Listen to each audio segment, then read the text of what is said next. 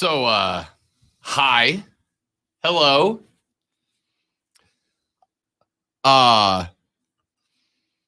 Dude, football's kind of fun again. I mean, it never stopped being fun, but now it's like kind of really fun now. Well, for some teams and for others, not so much. But for the most part, I agree with you. Football's kind of fun. What a weekend. What a weekend. Yeah, I'm not going to lie. I really love this job. But like most of you, Monday morning comes around. The alarm hits at 6 a.m. Alarm. That's exactly what it sounds like. My voice is Diesel just saying alarm over and over. Alarm. Why is it Diesel doing? I mean, Lonzo, I told you.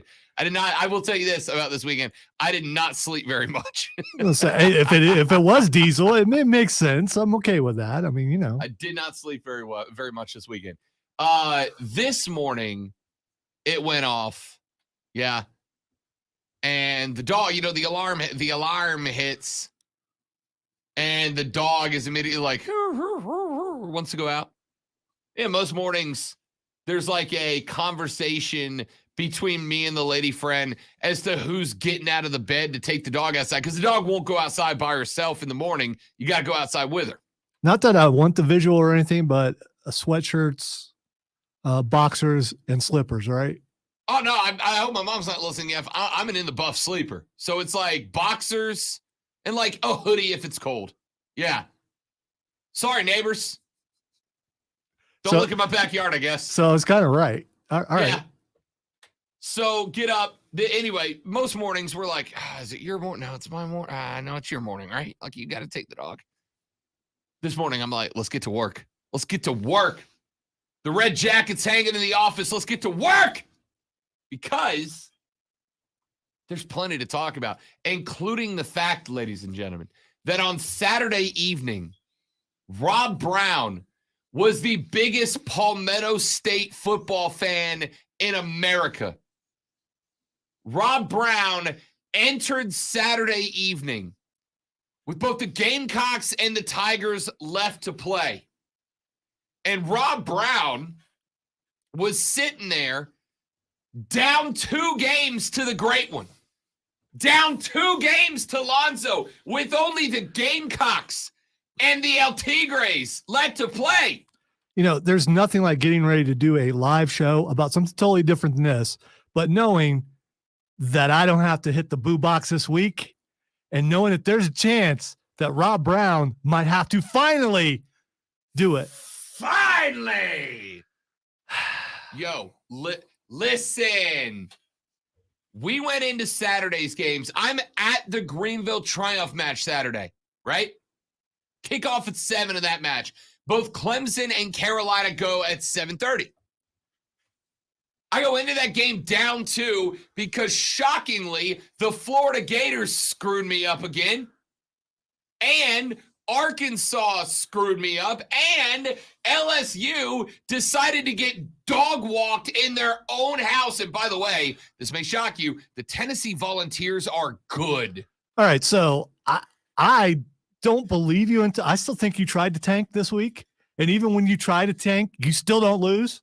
Listen, when you added Go to Mad World into that list, I was like, I'm out. I'm done. I'm not throwing a week. I did not intend. I thought LSU at home, like Tennessee's okay, but maybe that LSU loss to Florida State wasn't quite as bad as we thought it was back in week 1. So maybe LSU's a little better than we gave them credit for.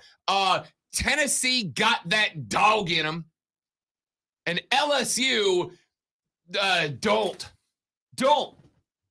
So thanks to the Gators and the Tigers of LSU, Rob Brown went into Saturday night.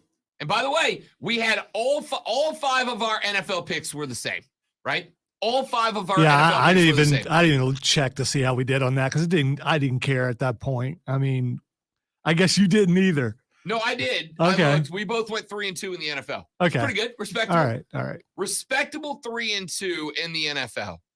And We didn't. I mean, it wasn't good. We both went. I went. Let's see. We both went 2-3 in college, 3-2 in the NFL. Both went 5-5. Had a flat weekend. Had a 500 weekend for the show. I will settle for 5-5 as opposed to the other thing where I'm stuck wearing Clemson or singing REO Speedwagon. So we go into Saturday night. We're at the Triumph match. Yeah. It's 7:00. And I'm like, all right, let me, I've been watching the games all day. I'm like, I think Zoe got me because I knew I had LSU to cover, right? I didn't need him to win. I just needed LSU to cover. And they had 2.5 points, right? They were getting 2.5. They blew it. And I thought Florida was going to cover up the 11 against Mizzou, right? Mizzou's not good. And they're coming off of that Georgia game. I thought they're going to be friggin' exhausted. There's no way that this is going to happen. Yeah? I mean, it can't. It's not going to happen. Florida blows it. LSU gets dog walked by the Volunteers. We go into Saturday night. I'm at the Triumph game. I'm down 2. We have picked identically down the NFL slate.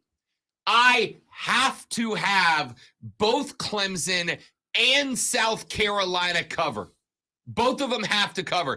And the closer we get to that game, I'm like, dude, did I talk myself into false bravado regarding the Gamecocks? Did I talk myself into picking South Carolina? One of the reasons that I like putting the Gamecocks and the Tigers on the list, same with the Panthers, same with the Saints, same with the Buckeyes, is because the hardest thing to do in gambling is to pick your own team. So you're admitting to it. I've been saying you've been doing that forever, and you kind of avoided it. But I knew that's why you were doing it. I only put them on there if they're good lines, right? We have had weeks where we have not picked either of the South Carolina schools. And the one week when I go against my heart and don't go with the Gamecocks, it cost me. I thought to myself, did I talk myself into an L?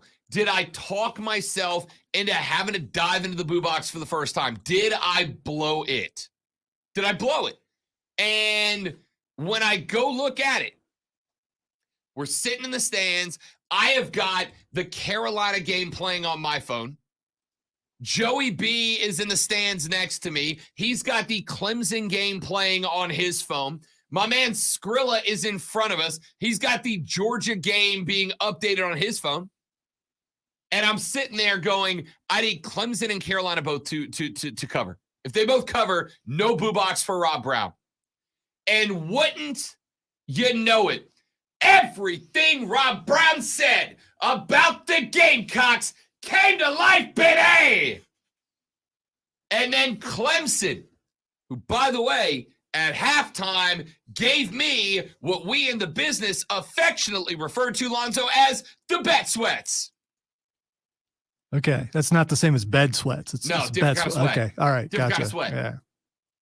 I had the bet sweats because Clemson just could not pull away from BC. And I was talking to Joey B in the ride. He's a Clemson guy. And when I told him that I needed Clemson to cover, he's like, good luck. He goes, man, you're on the road. You're at Boston College. It's the red bandana game, which is like their big emotional night, right? He's like, everything is the perfect storm for Clemson to be up like 10, maybe 17, and then give away a stupid touchdown to BC to blow the cover. They go to halftime. It's 10-3 Clemson. I was pretty happy at that point, got to say. It's I knew Clemson was going to win. I just didn't think they could put up as many points as they did. Had to win by 21 or better. It's 10-3 at halftime. And I'm like, oh, no. Oh, no. And then they come out and they go up 17 in the third quarter. And I'm like, all right, we got a chance. And Joe looks at me. He's like, hey, no, like it's BC, man. It's their emotional night. They're gonna make a push at the end, and then instead, DJ and co go grab 2 more touchdowns in the fourth quarter. 31-3. El Tigre covers. The Gamecocks cover. Rob Brown covers. 5-5 for both of us, and a Boo Box Bets push for the weekend. So that means now I don't have to do boo boxes ever again because I've lost five. I've lost 5 in a row. No, you've lost 3. I've lost 5 in a row. You've lost 3, 2 draws. The draws are losses. Your record is 0-3-2. Draws are absolutely losses. No, they're not. They're not wins. But they're not losses. They're losses. No. For If sure. they're losses, then they're also wins. Right. All right. So then you haven't lost. So then that's 2 half games, which makes a whole game, which means I've lost 4 times and I only have to lose 1 more and then it's over. This was your idea. Yeah, I know. And well, if it was my idea, that means I have license over the whole thing and I can change the rules as I go. No. It's worth a shot. Joey B showed up in the chat. The rare situation where I'm happy to be wrong. I was very happy that you were wrong, Joey B. Clemson out coached them, Boston College, in the second half. The second half adjustments, they came out, and that's why they were able to put up all those points. Out coached and out talented them. Well, the talent thing was already there. I mean, that was not a doubt. BC, and I'll be real, I've only watched highlights from the games because I had the Triumph game Saturday, and then yesterday we head up to Charlotte for the Bank of America 400 at the Roval, right? Thank you, Richard Harrison Jr. Of course, whatever. You people like to watch me suffer. Well, you haven't seen me suffer in a month now, I think. It's been about that. It's been 3 weeks. That's right, because you were off on vacation in the middle. That's right. That's right. So there. So you've had a break. I have had a break. And then I'll get back to my losing ways this week. So don't worry about it. So I have not watched this game yet, but I've watched like the extended highlights. I watched it this morning while on the treadmill. Was it just all emotion for BC early? Was it just like games like this, when there's something special going on at the game, like Red Bandana Night, the boys get a little up, they get a little hype, but at the end of the day, emotion's only going to carry you traditionally about half. It's going to carry you through the first half. Well, you got to play the second half, and it looks like BC just got wore out. There were some drop passes for Clemson. There was some poorly called defenses. Right. And that's what I'm saying. I watched the entire game this morning, and after halftime, it became a totally different game, and they came out and Clemson did what Clemson does. So, and it probably, a lot of it does have to do with emotion, and then halftime hits and you lose all that adrenaline and all that. I gotta say they got outcoached in the second half. I mean, I think they did. I think they got outcoached. I also think the war of attrition is real. I also think that emotion in a college football game can only carry you so far. I mean, emotion can trigger adrenaline. It can trigger hype. You get that adrenaline spike in. Your 40 time comes down a little bit. Your bench press goes up a little bit. That's just biochemistry at its finest. But emotion can only carry you so far. Emotion can only get you so deep into a game, and then you got to play football. And at the end of the day, a lot of respect to Boston College. And all you Cade people, he came in for like 1 play, I think. So I did see him in for 1 play. Let's see. Cade Klubnik had 0 passing attempts. He had 1 rush for 1 yard. That's the play I saw. DJ, 18 of 31, 223 touchdowns and a pick. Not his shiniest moment so far, but it was more than enough to get the job done. On the flip side, Phil Jerkovich, who, remember, was expected to compete for an ACC Player of the Year slot, 19 of 40 for 188, no touchdowns, no picks. DJ had 12 carries for 69 nice yards and no touchdowns. Bo Collins, 4 snags for 58. Ngata, 3 for 47. Spector, 2 for 37. Allen, 2 for 34. Williams, 5 for 29.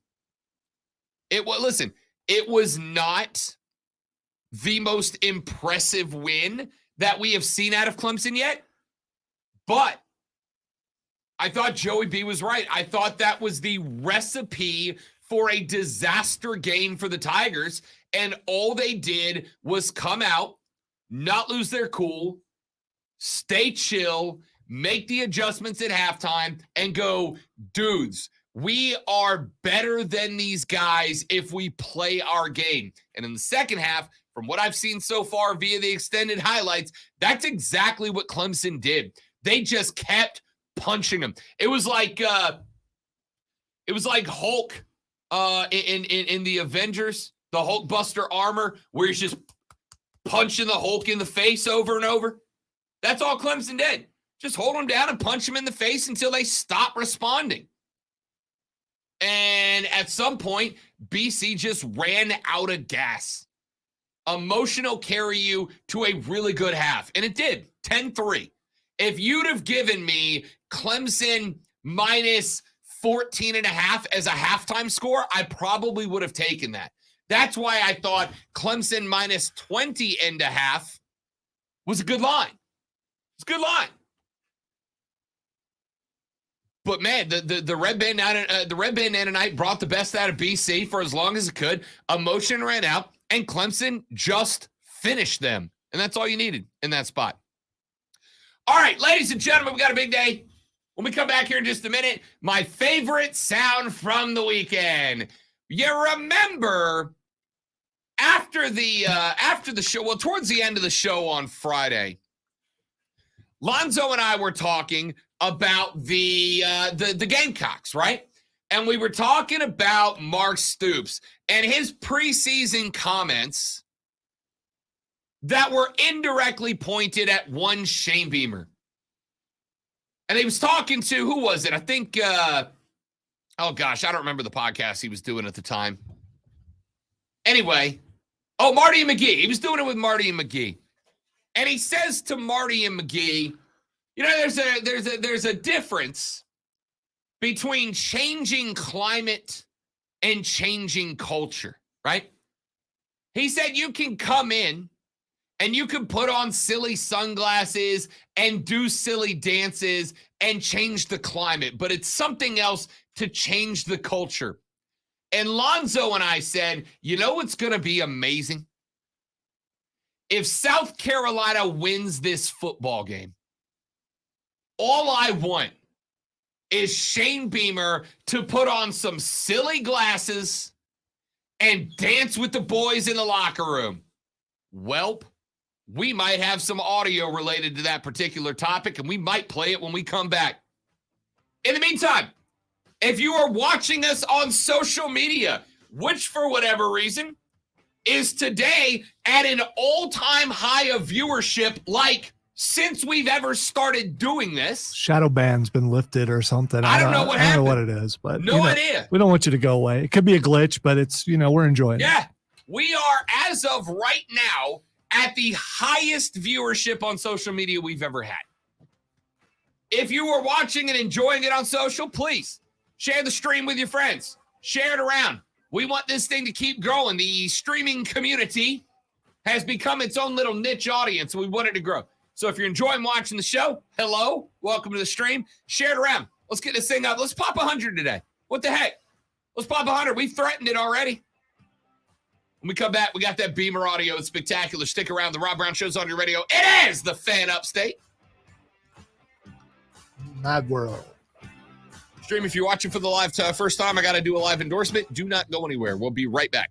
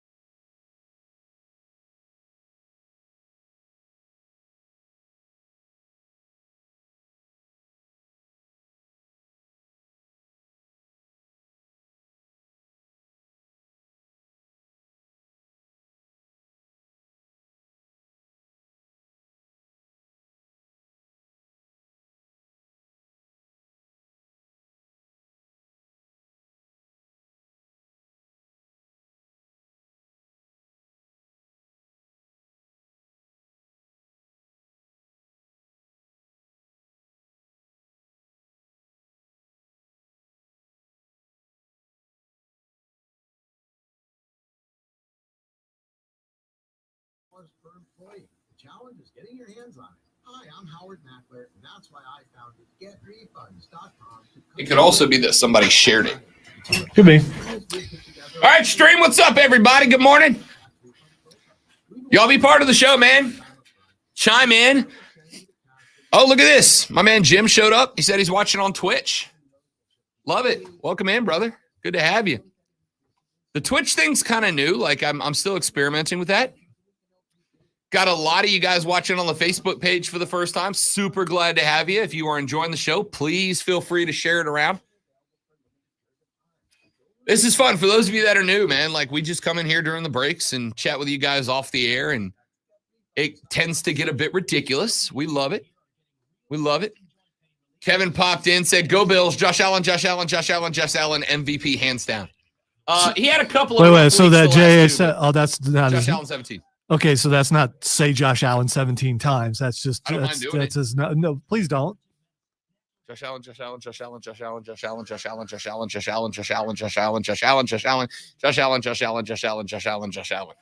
We'll see how Josh Allen does next week. Morning, lad. Welcome in, my guy. Good to have you. Kevin said, go Gamecocks. Big, dude, they turned a corner.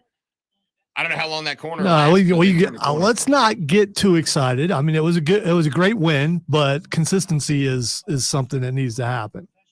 Now, all I can see is Dabo in the Hulkbuster armor saying, go to sleep, go to sleep, go to sleep. That was one of my favorite scenes from that entire trilogy, man. No, he'd be going, daggum.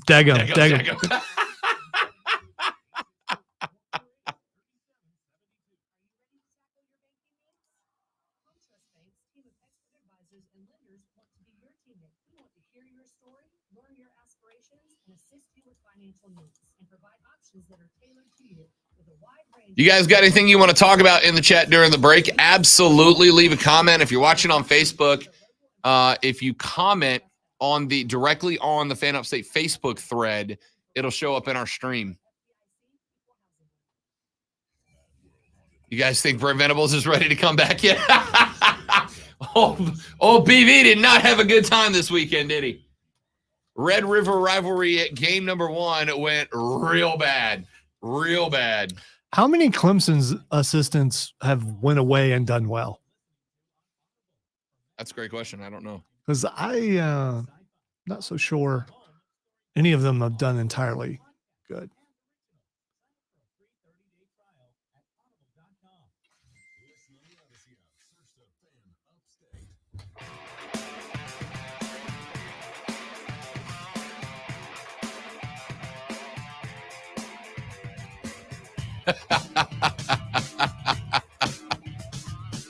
Stephen Webb popped into the stream chat.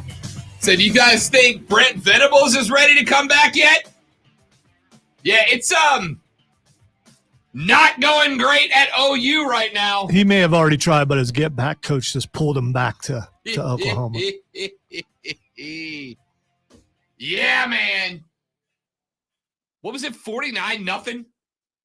Was that the worst? Was that the worst Red River rivalry loss of all time? Does Brent Venables have the GOAT OU loss? I think he does, right? Hey, Brent, get back to Clemson, buddy, because it's going real poorly for you. Listen, and I don't like it, by the way. I met Brent Venables like 3 times before he left Clemson to go to OU, and he was a stellar dude. He was very, very kind. I don't revel in this for Brent, but man, not going well for the Boomer Sooners. All right. I revel in it. You revel a little bit? Yeah, I do. Light revelry? Yes, just minor revelry. Light. It's like light mayo. Yeah. So, I got both of those clips in the folder, Lonzo, and I want to start.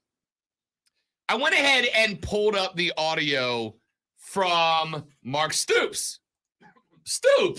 Mark Stoops. I don't know why that happened. I'm 38. Get it together. Mark Stoops. Puberty hits us all at different guess. times, you know. I guess. I had a joke there, and I'm gonna leave it about fumbles. Yeah, I'm not even going to try. So, I mean, Probably for the best. Yeah. If you start elaborating, you're just going to say it, and then I'm going to have to push that button behind me. Anyway, Mark Stoops in the preseason was talking about not Shane Beamer, except totally Shane Beamer, when he said this. You know, I've talked years ago about climate versus culture. You know, it's easy to change a climate. You know, you just change a uniform, talk a little game, dance around, put on some stupid sunglasses, and you could change a climate. But to change a culture is at the core. So anyway, I mean, not naming any names, but not saying who I'm talking about here, but if you can name me the other SEC coach that wears fun glasses and dances around a little bit. It's Nick Saban. Steve Spurrier. Oh, wait. Can't you see Nick Saban throwing on the Becky Lynch shades and dancing around to girls just want to have fun in the locker room? I can get that mental image. So Stoops, the head coach, by the way, of the University of Kentucky, welcomes Shane Beamer and his Gamecocks into Lexington. And Shane Beamer and his Gamecocks went and won the game. I mean, I watched this game on the cell phone at the Triumph match, and let's just say, Lonzo, the climate in the stadium there in Lexington definitely got changed. It was very, very joyous at the beginning of the game. Not so much after. Maybe Stoops was right. Maybe Mark Stoops knew that Shane Beamer was a climate changer because he changed the atmosphere in that stadium. And then after the game was over, the cameras were rolling inside the Gamecock locker room. Now, I'm going to play you the audio after the show. Not now. Don't leave us now. But after the show is over, I want you to go find the corresponding video. Shane Beamer is very clearly a fan of the Rob Brown Show with Rob and Lonzo. Because on Friday, Rob and Lonzo sent a message to Shane-O where we said, hey, Shane, if you win this game as Rob Brown thinks you can, even if he is the only one who thinks you can, if you go win this game after it's over, you should throw on some funny shades, pick them up from the gas station on the way over, throw on some cool shades, and hit the Dougie in the locker room. Maybe crank that Soldier Boy a little bit, right? Do something. But just maybe, I don't know, change the climate in the locker room. Well, Shane Beamer, fan of the Rob Brown Show, walked into the locker room and this happened. Make sure we're classy in our post game with the media, all right? But at SEC Media Days, he talked about stupid sunglasses and dancing. Come on,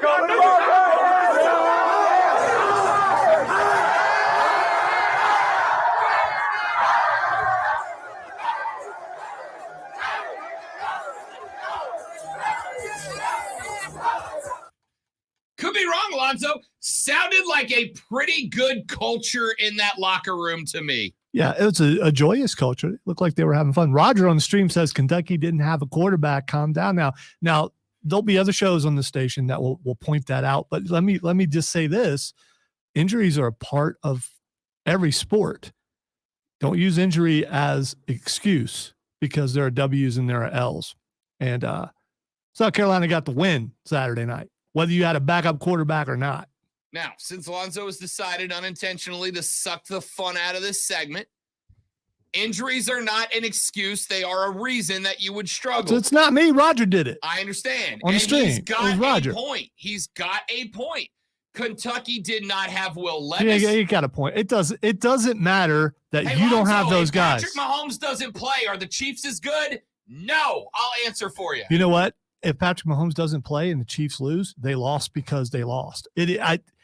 injuries are a part of the game. They Correct. absolutely are. And they are also a reason your team's not as good. There's nothing wrong with saying that. There's nothing wrong with saying No, that's that what Kentucky, without their first round NFL draft pick quarterback and going with Kaya Sharon, who has never played a college football game, they're not as good. This is what people who are not a fan of a team will bring up about that team. Yeah, well, they were playing someone without their starting in the end, this was an emotional, vengeful game for the Gamecocks after all the stuff that Stoops talked. I'm not arguing with that, but without Will Levis, Yeah, and Trey without says Kavosier Smoke, Kentucky was still ranked at the beginning of that game. They absolutely were. I don't know if they are now, though. without Will Levis, without Kavosier Smoke, they are not as good. It does not take away from the fact that the Gamecocks are 4-2. 2 more gets them to the season goal. 3 more surpasses it. It does not change the fact that they went into Kentucky. They beat Mr. I Hate Fun Mark Stoops and got the dub. Doesn't change any of that. But, and this is where it goes from I was having so much fun watching Shane absolutely hit the Dougie in the Kentucky stadium and show that the culture's changed, boys. The sunglasses and dancing are a part of that. I had a great time with that. But, and here's where Rob rains on Lonzo's parade. He won't. He will. He thinks he will. He won't, because 5 years from now, 10 years from now, 25 years from now, when you're looking at records, you will go, hey, they won that game. You're not going to go, hey, but I wonder, did they win that game because they were going up against a backup quarterback? Yeah. No, you're not going to do that, because no one cares as much as Rob's making it sound like people care. Definitely nobody asked, would Alabama's dynasty have started if Colt McCoy didn't get hurt in the national championship game, a game that Bama was barely able to get by late, and it was because a first-round draft pick became unavailable. Well, you know, Lonzo, Colt McCoy is the reason why Alabama – you're going stat guy. Lonzo, you're going stat guy. You are. You're going stat guy. If the Chiefs lose Patrick Mahomes, are they a Super Bowl favorite? I just want yes or no? I want yes you. Or no? I want you to quit saying that. Would you please quit saying that? As soon as you say yes or no. Why don't you use a different example? Why don't you use an example? If Dallas loses Dak Prescott, they don't have a shot to win a game. Dak is not Patrick Mahomes. Dak is not Patrick. Here, okay, fine. I'll do you one. If the Bills lose Chad Henne, we trust. Yeah, not everybody can have a Cooper Rush, baby. Yes, and this is where levity has to be brought. Next man up. Next man up. That's what. Right. Next man up, because you're not the man. Right? No. Nobody ever goes, whoa, I'm the next man up. Whoa! Except the guy who's not the man. The guy who is not styling and profiling, wheeling and dealing, limousine flying. Limousine flying? No. Limousine riding, jet flying. Not yet. You could probably fly a limousine, probably, I don't know, eventually. Wheeling, dealing. It was supposed to have already been able to happen by now, according to some things. We'll get there. And just because you're yelling doesn't make you right. I'm not saying I'm right because I'm yelling. I'm saying I'm right and it needs to be yelled. There's a difference.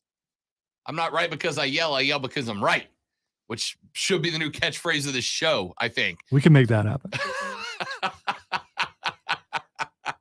So, yes, I am thrilled with a 24-14 win. Thrilled with that win for the Gamecocks, right? Thrilled with it. But there is levity to every situation. And the levity here is you did beat a Kentucky team with a guy who threw 27 passes, and they were the first 27 passes he's ever thrown at the collegiate level. Was that guy brought there to be a quarterback? Yes. Okay. Is he a first-round draft? Is it like they went, hey, tight end, come here. I know you've never played quarterback. We don't have one here. Do this. This is the most frustrated I have been with you in 2 years. To say that losing a first-round draft pick doesn't hurt your chances to win? Didn't say that. You're saying I said that, but I did So not does say it that. make you a worse team? Yes or no? Yeah. Okay. There But you go. you can't use it as an excuse for losing now. It's not an excuse. can't. It's a reason. It sounds like an excuse coming from it's a reason. you're making it sound like an excuse. Let me give you guys, for those of you, because we got so many new folks hanging out on the stream today. There is a difference in the Rob Brown philosophy. There's a difference between reasons and excuses, and both are valid. Okay? An excuse for something when you fail is when you did not do something that was within your control to do, and it led to a negative outcome. Excuses would be, you're not conditioned enough. You didn't make weight in a fight, right? Those are excuses. You come up with excuses to justify things that are outside of your control, or that are within your control, not getting there. On the flip side, a reason is when something hurts your chances that is outside of your control. And losing an NFL first-round quarterback and a top 3-round NFL running back in Kavosiey Smoke, who also did not play, and your starting left tackle all at the same time. Wait a minute. I just thought of something. Lonzo, your team was missing 2 starting tackles last year. Should I just say the Chiefs were making excuses when you bring that up in a conversation? No, the Chiefs lost. They absolutely lost. And They were not good enough on that day to beat Tampa Yeah, Bay. and they weren't good enough because they were missing 2 all-pro tackles. That's how that works. I phased out somewhere in your explanation. I was looking for chemtrails. So I heard part of it. In the end, South Carolina won the game. Kentucky lost the game. They did.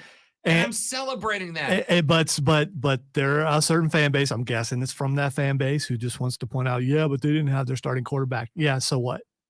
What? Because So that's what? what happened. So what? We don't ignore facts. If Patrick Mahomes gets hurt tonight, I'm working I know where you work. I'm working remote this week. If Mahomes goes down tonight, I am on remote from a basement for the rest of the week. All right, so Neil wants to know, didn't Kentucky lose the week prior? Yes. Did they have their quarterback during that loss? Yes, they did. He got hurt in that loss. You know what? And that loss is the same as this loss. It's a L. There's an L in that. There's W's on the left column, and then there's an L on the right column, and that's still an L. Texas said South Carolina was playing with several injuries on defense. I agree. I understand that. I think that what happens here. So what you're saying is, despite all the multiple injuries that South Carolina had, they were able to rise up and defeat the mighty Kentucky Wildcats. The mighty Cats. Thank you, Rob, for finally saying it. I figured out what's happened here. It just came to me what is happening here. And I understand it. I get it. I've figured out what's happening. I've understood it. I've understanded it. I figured out what's happening here. What's happening here is that by Rob Brown saying, great win. Now let's analyze what happened, right? Let's talk about what happened, what went right and wrong.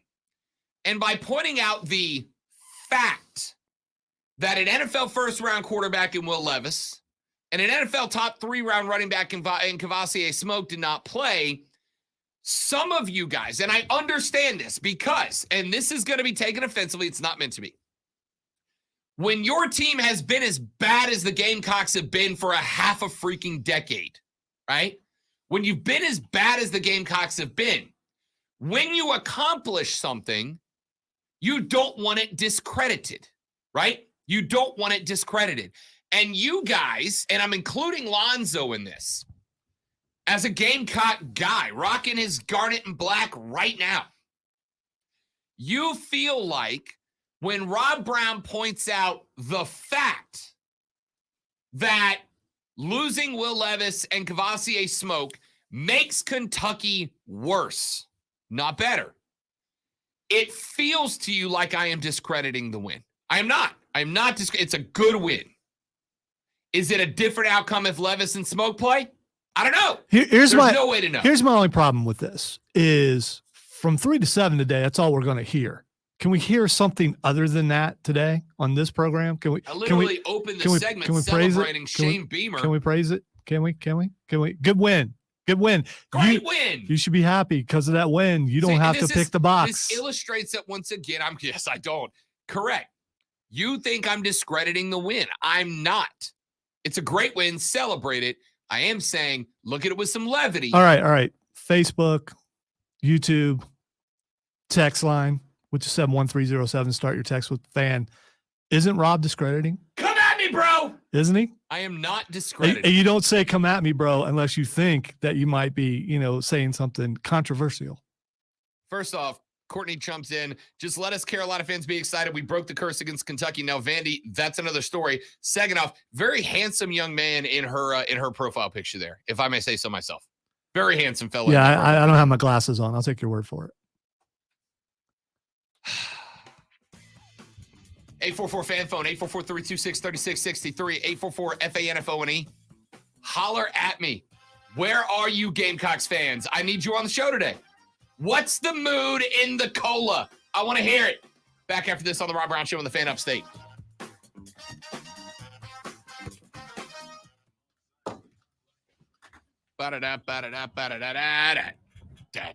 Digga-digga-doo. Yo, 64 in the stream. What is up, everybody? Man, getting lit on the internet today, man. I love it. I love it. I love it. I am by the way, like I said, I understand that when your team has been that bad for that long, that it feels like anybody saying anything except, hey, your team's amazing, it feels like they are discrediting your team. I am not discrediting the team at all. It's a great win on the road at Kentucky. It is the type of win that even if nobody outside of the locker room cares about it, right? If nobody outside of South Carolina fans care about it, it is the kind of win that you look back at if and when you turn that next corner and you go, okay, remember that Kentucky win in 22? That win took us to a next level. It is not discrediting it or taking away from it, but at the same time, it is important to look at games to analyze games for what they actually are. And if any team, Atlanta, Tampa Bay yesterday. Atlanta's got Tom Brady on 3rd and long. They sack him in the backfield. The refs come in. They throw a flag for roughing the passer. 15 yards, automatic first down. It was a bad call. We all agree, right? Lonzo, you and I agree with that before the show started. It was embarrassing. Yeah, well, the thing is, if the defender knew he was going to get that call, you might as well go ahead and do what you're going to get a call for. Mm-hmm. Yeah. So it's a bad call, right? It's a bad call. But don't feign shock about it because it's Tom Brady. I'm not feigning shock. I'm talking about everybody else. Here's the point that I'm making with that. The point that I'm making with that is this. Atlanta fans have a right to be upset. Tampa fans are going to celebrate the win, right? Is a Tampa fan going to get mad at me for going, that was a garbage call? Brady got bailed out. Brady should have. I'm not saying he'd have lost the game, right? Just like I'm not saying that South Carolina would have lost if Levis and Smoke played. So you're trying to compare a penalty call to injuries. No, I don't think you can do that. I'm trying to say that there are factors that influence the outcome of every game.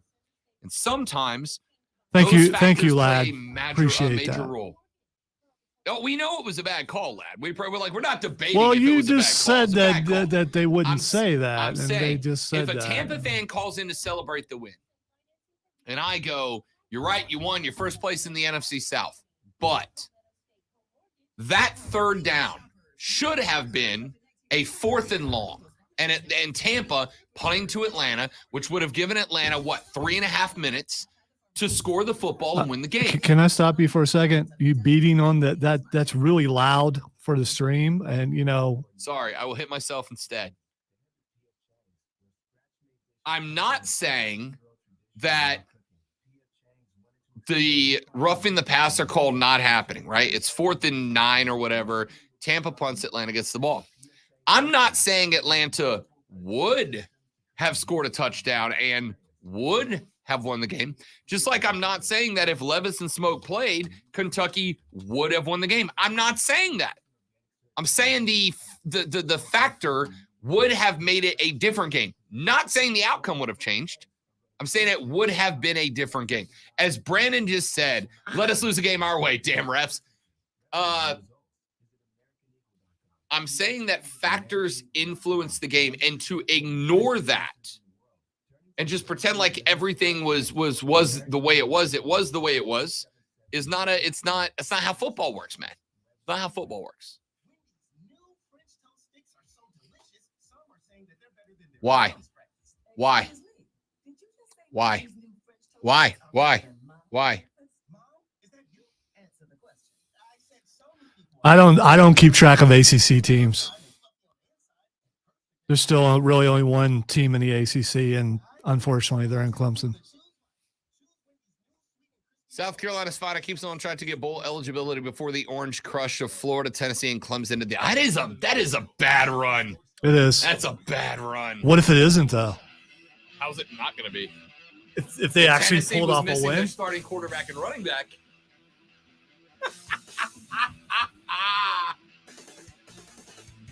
Facebook.com/TheFanUpstate, Twitter.com/TheFanUpstate. Go to YouTube, search and subscribe to The Rob Brown Show. Do the same thing on Twitch. Rob got slipped some orange money. Rob takes no orange money. Rob takes all money. All right. Look, I made a metaphor. I made an analogy. I made an analogy to explain why I brought up this Levis Smoke situation with UK, right? Atlanta, Tampa Bay yesterday. The Falcons are down less than a touchdown and a PAT, right? Tom Brady and his Buccaneers got the rock. It's 3rd and long, yeah? The Atlanta Falcons sack Tom Brady. Clean sack. Clean sack. I've watched it 50 times. Clean sack. Brady goes down. It should be 4th and about 9, right? Should be about 4th and about 9. Brady stands up. He walks over to the white hat. He talks to him, and then wouldn't you know it, out comes a flag. Roughing the passer, unnecessary contact, 15-yard personal foul, automatic first down.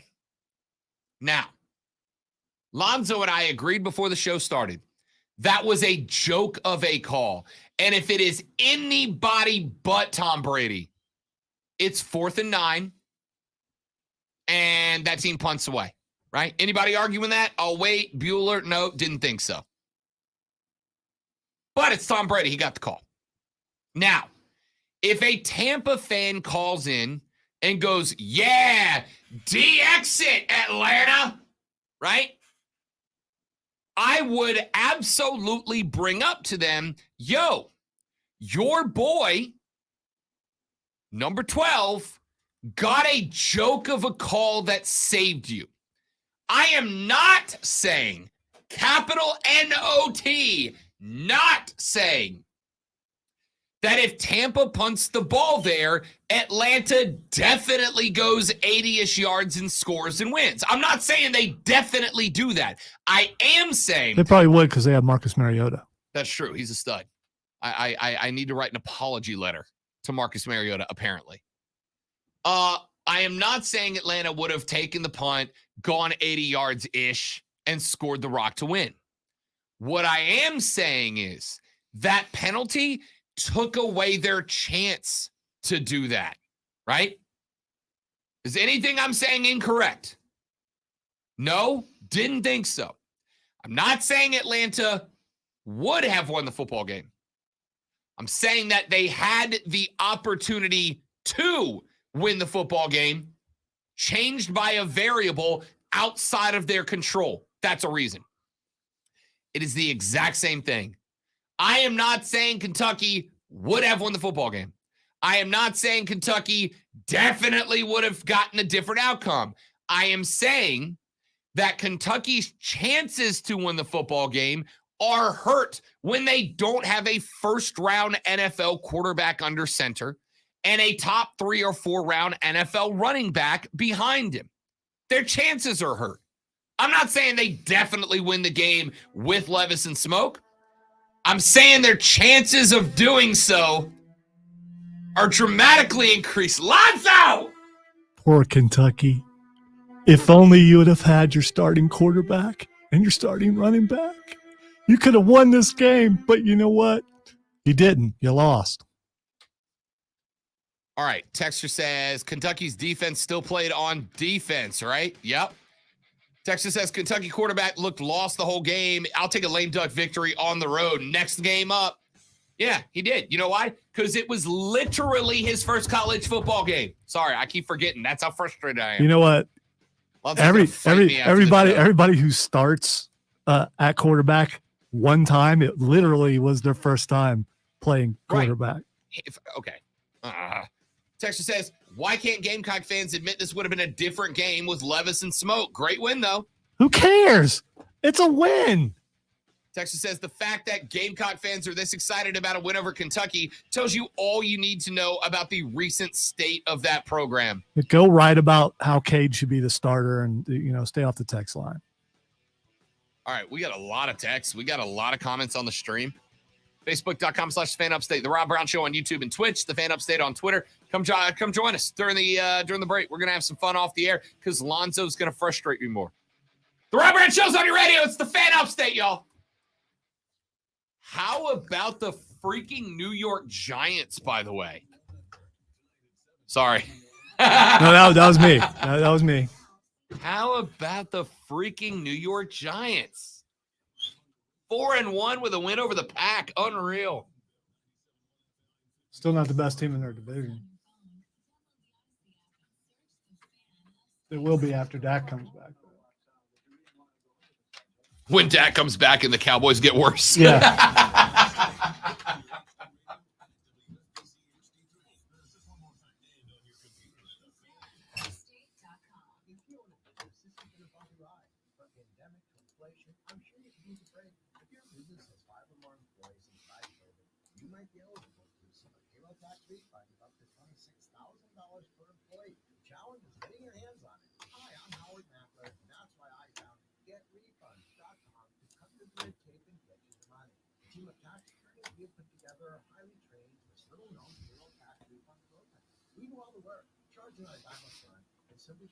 We're not forgetting about the Eagles. They're the only undefeated team in the entire NFL. But all those people who are dogging the quarterback, suddenly they're like, oh, yeah, I guess he is the franchise guy.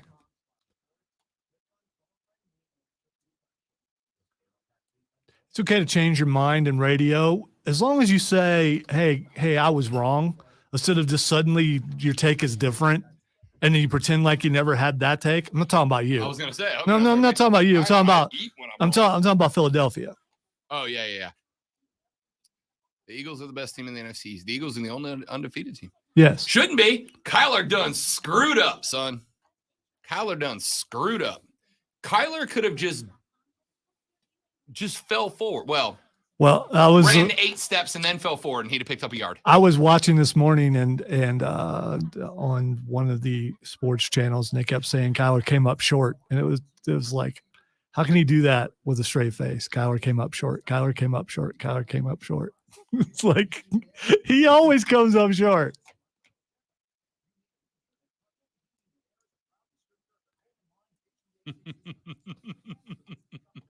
I was flipping around. Some other people were saying, well, you don't have time to look over and see where the yard markers are. Yeah, you do.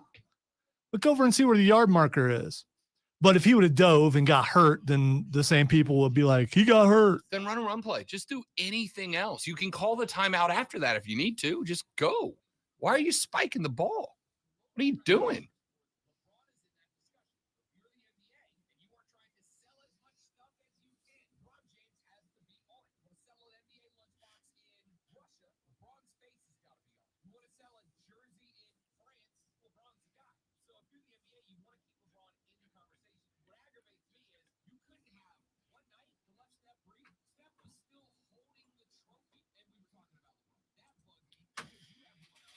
All right.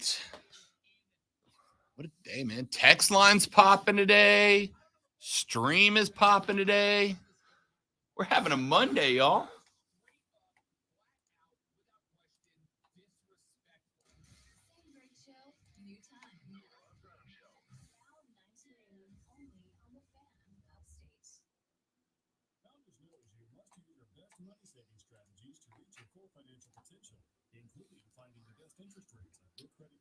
We have hit 70 viewers like 3 times this morning. I like it. I like it. So the mascot for the Braves, Blooper, is on Twitter, and it's a hilarious Twitter account.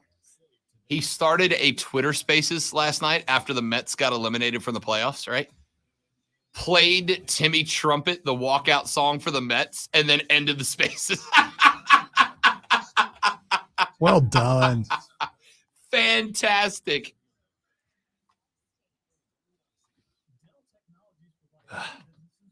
Dale. Dale.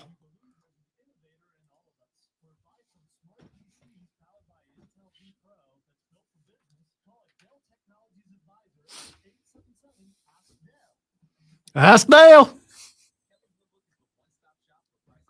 I did my best, y'all.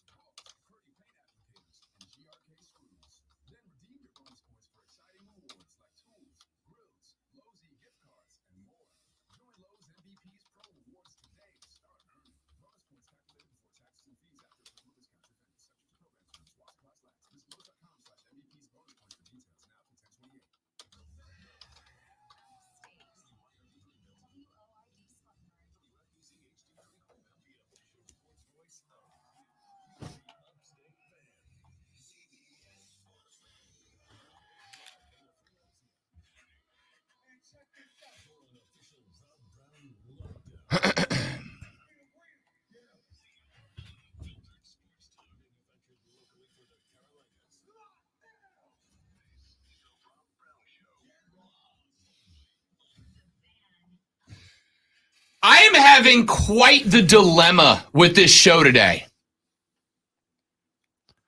Sounds like any other day on the show. No, today's different, Lonzo. Today's different. A lot of other days, the dilemma is just like, all right, we got a bunch of stuff to talk about. Like, what order do I put it in? Today, I got too much stuff. We did Clemson versus Boston College to open the show. We did Carolina versus Kentucky for the rest of the way. We got Major League Baseball. The New York Mets get bumped. And there was an A-plus troll game last night taking place on Twitter. The Braves mascot is Blooper. Blooper showed up a few years back, and Braves fans hated him, right? Like, what is this cream white fur ball with big ears? What is this thing? This is dumb. What is this? And since then, Blooper has gone on to rival the Philly Fanatic as the best mascot in baseball. He's ridiculous, right? Last night, after the Mets got bumped out of the playoffs, I got a notification on my cell phone from Twitter. Blooper has started a Twitter Spaces. Now, if you don't know what Twitter Spaces are, it's real simple.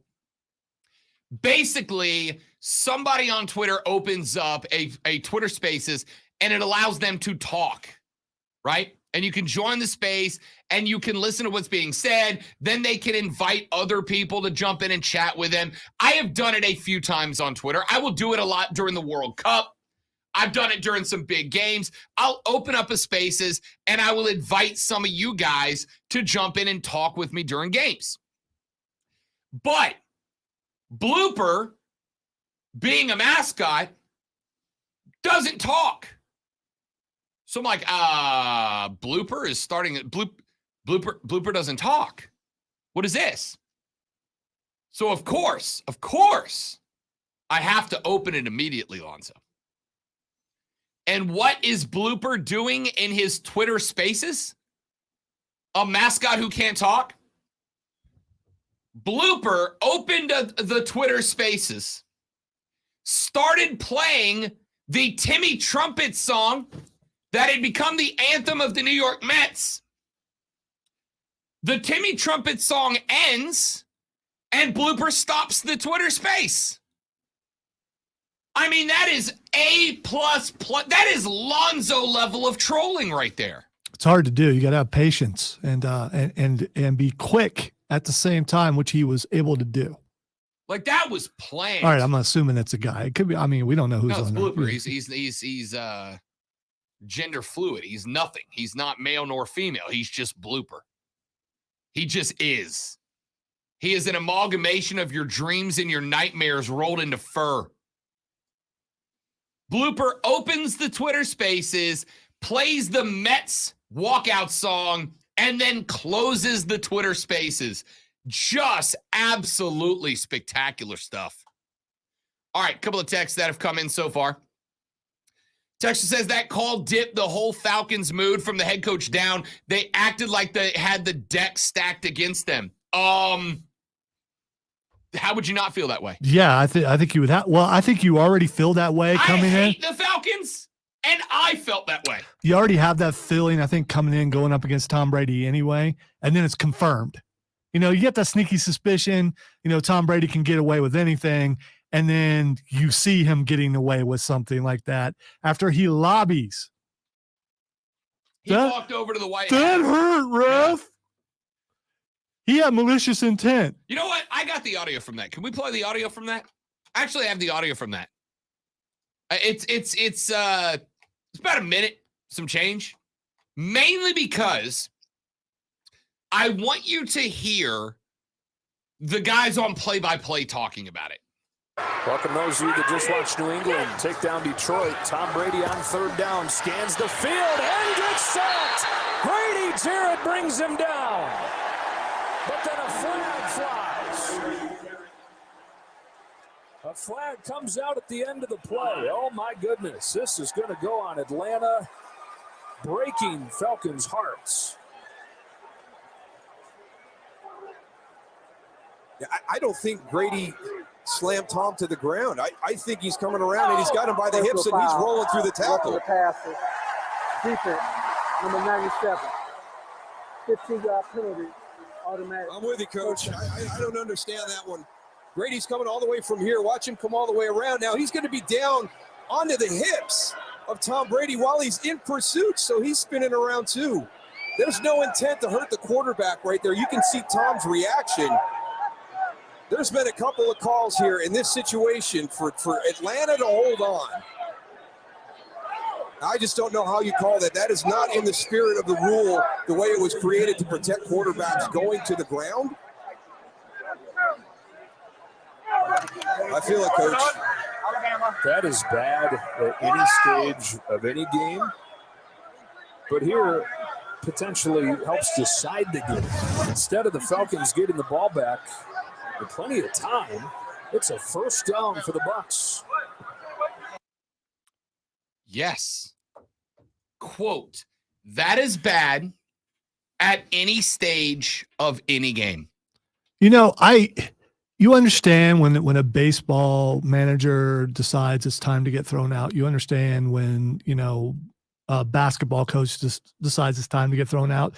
In this case, if you are the coach for the Atlanta Falcons, don't you say, I don't care about the fines. Oh, I go full Buck Showalter. Yeah, I don't care about the fines. I'm going to come on here and tell you how bad of reffing this actually Somebody was. bring me a second base so that I can throw it at the umpire. It's just atrocious. Now, I genuinely thought, I'm like, okay, let me try to come up with a justification for what this call is going to be, right?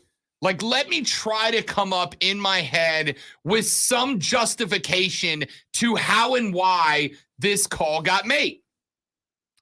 And here's the justification I came. It's not good. Let me clarify that before I give it to you.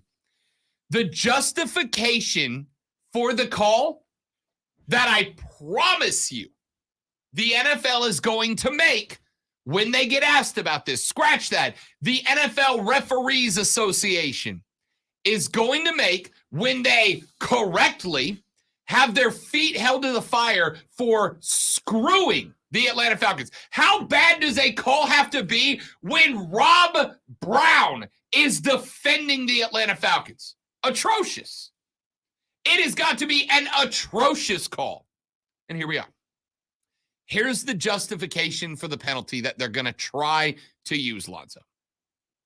They are going to say that the sling down of Tua Tagovailoa back in the Bills game 3 weeks ago, remember Tua got slung backwards.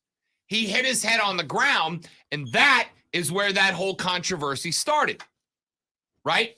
Then he got slung backwards again against the Bengals. That's when he really conked the noggin, lost the motor function, and had to go to the hospital on the cart, right? They are going to say, and this is where it's going to get interesting, because on one hand, you have the NFL's desire / frankly need to protect players from getting conked in the dome, right? But on the flip side, football's football, right? Guys have got to be able to tackle other guys. And so they are going to have to walk this tightrope of letting quarterbacks get sacked when a defensive lineman like Jarrett coming around the outside, all he did, he put his head around, he wrapped up Brady's waist, he spun around because that was the momentum, that was the direction his body was taking him.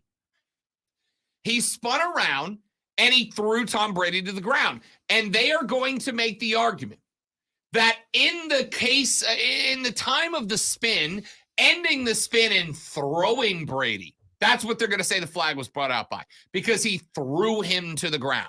And it's like, the hell do you want him to do? He's got it by the waist. He is spinning because he got blocked in that direction. That's the direction his momentum takes him. What is he supposed to do in that spot? Well, I think the other thing that they'll say is that roughing the passer is an interpretation penalty. So it's up to whatever umpires, referees, whatever are out there, what they believe roughing the passer is, because it can't be defined entirely. There are some things, obviously it is, but then the other things, it's up to whether that particular ref thought it was roughing the passer. And again, if you're a referee, 3 weeks after seeing Tua get slammed down in the Bills game, 2 weeks after seeing him get sent to the hospital in the Bengals game, we are all right now a little sensitive to specifically quarterbacks getting thrown headfirst into the turf. We are all a little sensitive, and understandably sensitive to that right now. None of us want to see anybody get to it again. We don't want to see it. So we're all a little bit sensitive to that. But all right. So I don't want to see anyone get hurt, but I want to see a quarterback get sacked. That's part of the game. I want to see that happen. And again, it's not like Jarrett did anything that was egregious. He got blocked to the outside. He was able to cut the pursuit angle back to the inside. He wrapped up Brady around the waist, and with the momentum he had gained, rotated over him and took him to the ground. He didn't do it violently. He didn't do it with intent to injure. That was the play that had to be made, and he made it. If Brady doesn't want to get thrown around like that, he needs to eat some bread. He needs to just retire if that's too much, right? If that genuine question, if that happens to your quarterback, and when I say you, I'm not talking to Alonzo, I'm talking to every person listening to this show. If the teams got flipped and that happened to Marcus Mariota in the same exact situation, is there a flag? No. There are a couple quarterbacks you could see it's a possibility. Mahomes, maybe. Rodgers, maybe. Right. Allen, maybe. But Brady every single time. Every time. Texter says, dig this text. Rob, I was born and raised in Rhode Island. I grew up a Patriots fan. Now that Brady is with Tampa and I am not surrounded by Patriots fans, I can finally see why people hate him so much. The special treatment is so obvious now. I chose to ignore it before. Shrug. Like, yeah. Did you have that eye-opening moment, though, where you went, wow, I've been doing this. I've been covering up for this guy. It had to be yesterday, right? Yeah, yeah. It had to be yesterday. It had to be yesterday. Brady's been getting those calls his whole freaking career, my dude. Say for maybe like the first 2 years. I was going to say, maybe the first year or two, not. But then after that, for sure. Save for the first 2 years after he replaced Bledsoe. Then they make up rules, a tuck rule for him and things like that. I mean, you know. Listen, I have been I almost feel like I have to apologize for it. In this room, you do. Lonzo's like, I tried to tell you. I was a Brady fan for a long time. And I was a Brady fan for a long time. And I'm going to put myself in the category with that texter. I was a Brady fan for a long time because in my head, and I see now that perhaps it was incorrect. In my head, everybody hated Tom Brady because Brady had the life that all of us at third grade wanted, right? If you would have asked Rob Brown when he was in Miss Gherkin's third grade class at Shalimar Elementary School, Rob, what do you want to be when you grow up? What would the answer have been? I want to be a multimillionaire, multi-Super Bowl winning NFL quarterback, married to a super hot Victoria's Secret supermodel, and basically everything's awesome in my life, right? That would have been the dream life for not all, but most of us. So in third grade, you would have said a super hot Victoria's Secret. Oh. I mean, you know. Rob Brown was a stud. What do you want? I used to dominate the third ground touch football course, man. All right. So, growing up, I think all of us would have wanted the life that Tom Brady, HAD, had. Multiple rings, one of the most famous athletes on planet Earth, married to one of the hottest women on planet Earth. We all would have wanted that life. And so for a very long time, I kind of made the assumption that everybody hates TB12 because that dude has the life we all dreamed of. Right? Like no other quarterback ever had it the way Tom Brady had it, right? There were other quarterbacks we all really liked. There were the Peyton Mannings of the world, the Drew Breeses of the world. But like Brady was, if in sixth grade you wrote a fanfic about your own life, I would have written myself into Tom Brady's life. And then I would have said, this is too good to be true. It is unbelievably good of a life that I just created. And then Brady went out and lived that life. And let's not pretend Tom Brady's not really good at quarterback. He is.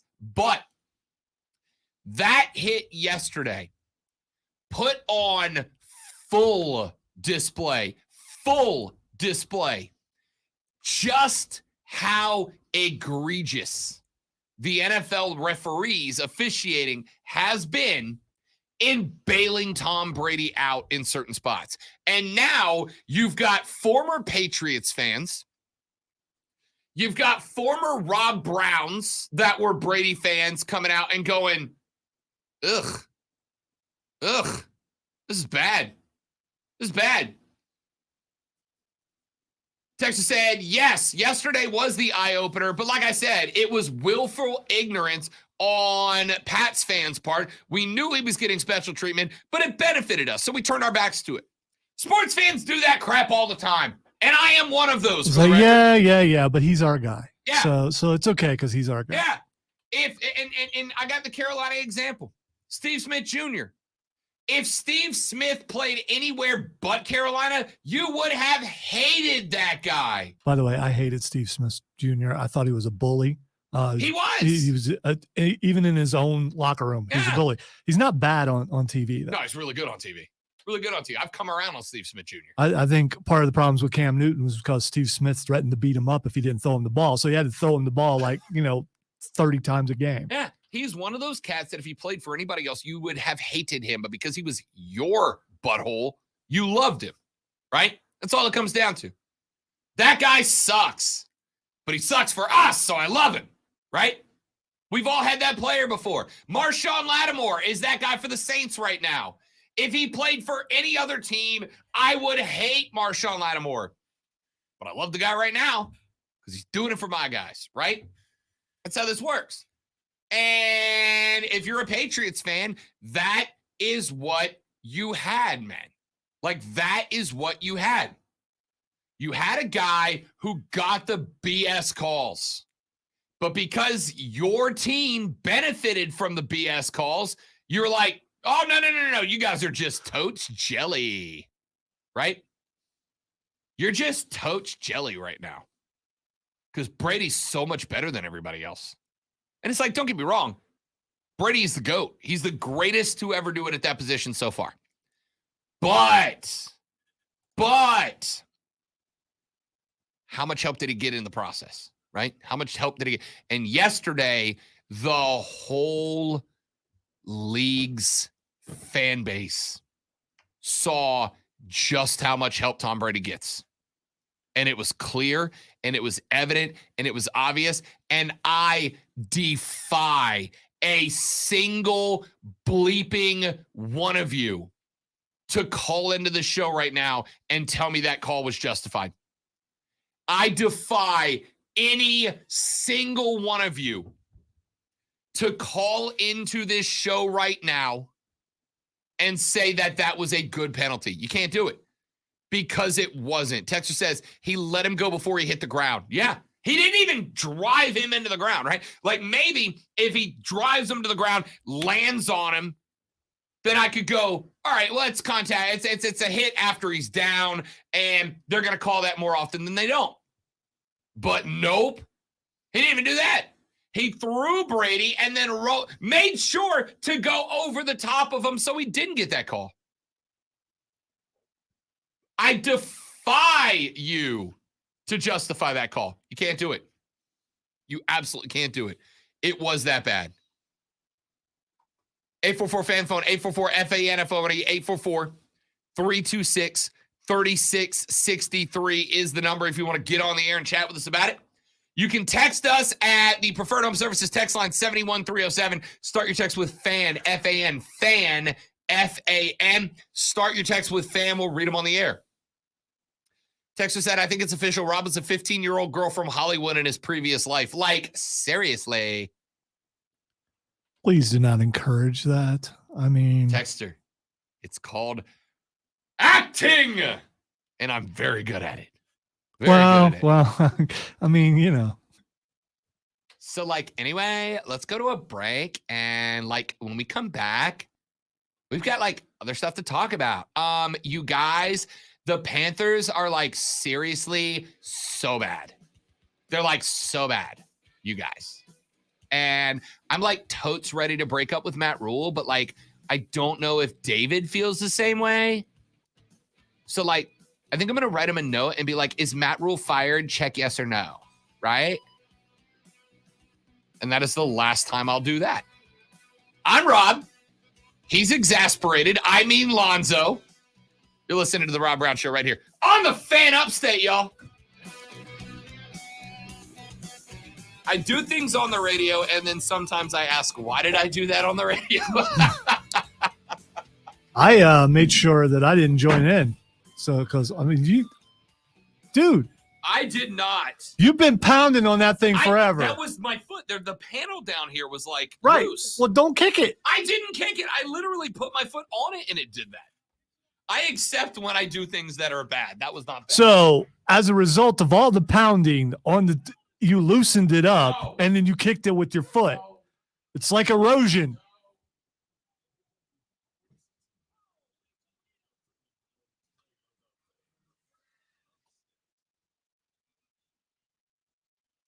All right, so I'm going to mute it for a second because I got to do something.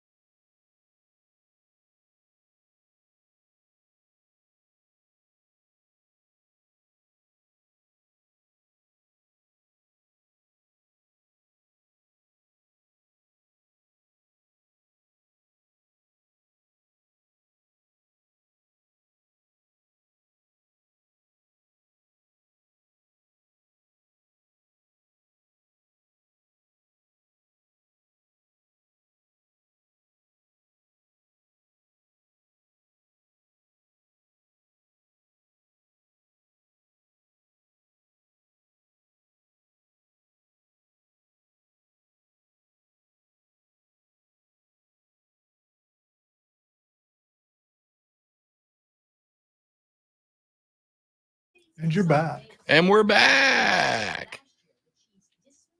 Again, if you guys are enjoying the stream, do us a favor, share it around. We're trying to grow the online presence.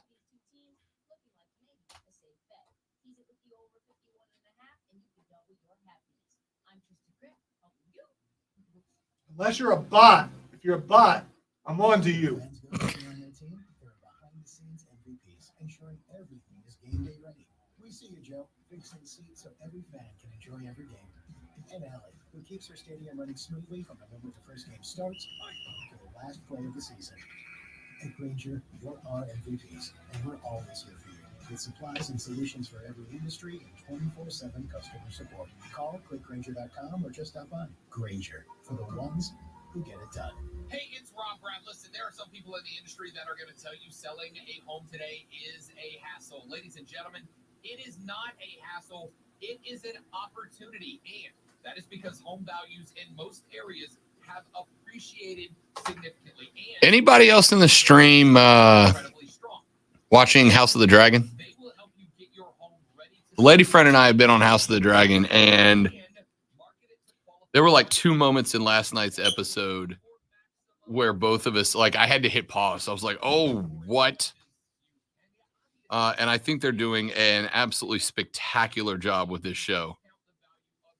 But I wonder if so many people bailed after Game of Thrones ended so negatively, if it's going to get the same amount of fanfare. Because it deserves it so far, frankly. You're okay with time jumps? Oh, there's a lot of them. But yeah. That's what I yeah, said. absolutely. Are you okay? Yeah. Because other shows I've heard complaints about time jumps. No, and these like the last 3 episodes have jumped like years down the road, like a decade at a time. And I know it's throwing some people off, but I think it's been done in a way that Lonzo said no bots and our viewership dropped by 20 on the spot. I think that the jumps are done in a way, and they go out of their way really quickly into episodes. The real reason why the number dropped is because he started talking about House of Dragon. Oh, is that why? Yeah. I'm not spoiling it, guys. No, I mean, people are like, I ain't watching that. It's so good, though. I doubt it. Miss Lisa, get your husband. He's being a contrarian. No, I have decided when you work with someone for a while, sometimes you take on the traits that they have, and I've decided to use the Rob Brown methodology when it comes to certain things. I know I don't like it, so if I watch it, I'm definitely not going to like it. So I'm taking it one step further. I know I'm not going to like it, so I'm just not going to watch it. So I'm not going to waste my time. By the way, Rings of Power is excellent. The methodology of Rob Brown, however, is to watch it. Really? So Top Gun, how Maverick, yeah, how was it? You knew it when you said it. I mean, you know, if it wasn't me, somebody else would have. Hi, Steven. Harley in the next break. 10-4.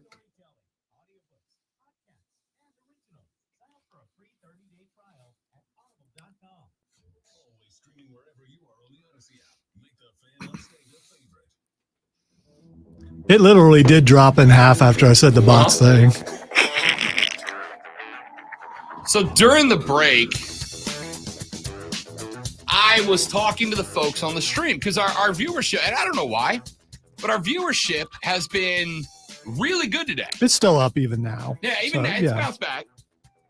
We so our viewership is, Lonzo, twice and a half what it is normally. Like, it's spiked, like noticeably spiked. We know what our steady number is. Yeah. And that number is very steady. Yeah. It's steady pretty much week in, week out. It grows 1 or 2 every now and then. Today, I don't know what happened, but from the very beginning of the show, it is literally 3, sometimes 4 times what it normally is, which is great. We love it. I don't know what button we hit, but I'm glad we hit it. During the break, I said to the folks on the stream, hey, if you're enjoying the stream, right? Because the stream gets you some benefits that listening to the radio does not get you.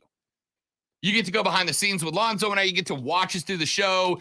If you ever wondered if Rob's is animated when he yells as it sounds like he is, you get to see that. And during the break, we interact with listeners. We have conversations off the air that we would never have on it. Well, during the break, Lonzo said, I said, hey, if you're enjoying the stream, share it around. Like, get it up on your Twitter, get it up on your Facebook, share it with people because we want the online stream to grow. And Lonzo said, unless you're a bot, in which case I'm on to you. I said, yeah, Lonzo hates the AI. And our number plummeted after that. It did. It's plummeted. It's heading back to normal. It's back to our normal level now. Wow. It is back to we were 3 times our normal viewership for an hour and a half. And the minute Lonzo says no bots, it dropped right back to the regular. I'm not ashamed. I'm not ashamed. I refuse to bow to the overlords. You might, but I'm not doing it. So if you're a bot and you went away, good. But bye, Felicia. All right. AP Top 25 poll is out. Georgia has reclaimed their hold on the #1 spot in the country. Now, with an overwhelming amount of first place votes, they have 32 of the available first place votes and have a just shy of 30-point lead over #2 in the country, the Ohio State University. All right, so they're starting to learn a little bit here. which team has been steady the whole way through, and that would be the Buckeyes. Whereas Georgia and Alabama will kind of go back. I don't get why this fluctuation has happened. All three of these teams are undefeated. I know exactly why it's happened. Just close calls. Close calls, and like it or not, Ohio State not playing anybody. That's it. That's it. Ohio State was staying. Not playing our way to number 2. Yay. Ohio State not. Now, the benefit that you got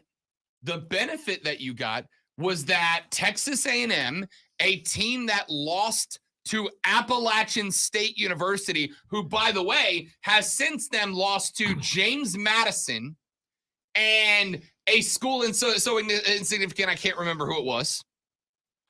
Do you? No, I see the anguish, the hurt, the pain online from Diesel. He doesn't walk into the studio the same way right now. No, he's not carrying himself quite the same. You are correct. Appalachian State beat Texas A&M. Then they had to walk off Troy. They lost to James Madison and Texas State. Lonzo, $1 if you can tell me the mascot of Texas State. Some Beavers. Nope. It's always the Beavers when it's not. It's the Bobcats. It's close. The same first letter. Texas A&M, who lost to Appalachian State, who lost to Texas State, took Alabama to the wire. And of course, Alabama has not only been taken to the wire now by A&M, they also got taken to the wire by Texas, right? They absolutely smoked Oklahoma this weekend. But Texas is like, okay, right? They lost to Texas Tech. They sure beat the hell out of Oklahoma. But, they're okay. They're good. They're a top 25 team, but they're okay. Alabama has been taken to the wire now twice by the Longhorns and then by the Aggies. By the way, an unranked Aggies team, right? Ohio State has not played anybody, but they beat the hell out of everybody that they've played that's a nobody, right? 49-20 over Sparty this past weekend. 49-10 over Rutgers, 52-21 over Wisconsin, 77-21 over Toledo, 45-12 over Arkansas State, and 21-10 over Notre Dame when Notre Dame was ranked. So you can argue that Ohio State started the backslide for the Irish. Point is, basically, Ohio State has played nobody and beat the crap out of them every time, whereas Alabama has played a couple of good teams and gotten wins, but they've also been taken down to the wire a couple of times, right? We talk about the Texas win by 1. We talk about the skate out of their win over A&M. Now, keep in mind, when you're talking about that win, that they had to go backup quarterback, Jalen Milroe. But Milroe did go 12 of 19, $111, but 3 touchdowns in the process. They got 154 rushing yards out of Jahmyr Gibbs, did the Crimson Tide, but taken to the wire by an okay Texas A&M team. So it makes sense that Ohio State finally got the jump. And if Ohio State keeps doing what they're doing, and every time they play a nobody, beating up the nobody, they're gonna be just fine. Clemson slides up over Michigan and is now in a playoff spot. So you're going to use the same analogy for the reason why Michigan dropped? Yeah, 100%. The only difference is Michigan has been in some games that they've been in 2 games they shouldn't have been in. They let Iowa score, which is, if you let Iowa score, you should just go unranked, right? You let Iowa score, you just. I disagree. Iowa is a fine program, and they do no wrong. Your Big Ten check is in the mail. I'm more worried about down the hall and downstairs. Michigan got into a dogfight with Maryland that they should not have been in. They got into a dogfight with Iowa that they shouldn't have been in. So Clemson has dominated everyone they played? No, but Clemson has played some folks. Clemson has played a couple of, by the way, in the AP top what is it? Let me see. In the There AP are top, 12 teams that are undefeated that in the top 12. in the AP top 15, Lonzo, there are 3 losses. Between every team in the AP top 15, there are 3 losses. 2 of those are to Clemson. The AP top 15 is 84-3. Of those 3, 2 of those losses are to Clemson. One of them is Wake Forest, who is in 14th. They are 5-1. One of them is NC State, who is 15. By the way, 5-1. The only other loss belongs to the Oregon Ducks at number 12. good for Clemson. I mean, they're surpassing some people's expectations because of the quarterback they have, and I'm talking about their fan base. They're doing what they're supposed to be doing. That's right. But I still wouldn't count on them beating any of the other top 3 teams. I like what Clemson is doing right now. Would I favor them over Bama, Ohio State, or Georgia? No. I will tell you right now, sans Bryce Young, Clemson could give Alabama a game. Would Clemson be favored over Texas A&M right now? Yes. Yes. Would they be favored over Tennessee? Tennessee's freaking good, dude. Tennessee, scratch that. Tennessee's offense is freaking good right now. Hendon Hooker is a dude. I love that guy. Tennessee, by the way, jumps up 2 slots after putting the demo job on LSU in their house. By the way, how about this? I don't know if this is factually correct because I didn't do the research after I heard the claim on Twitter. LSU, Lonzo, in the history of Death Valley South,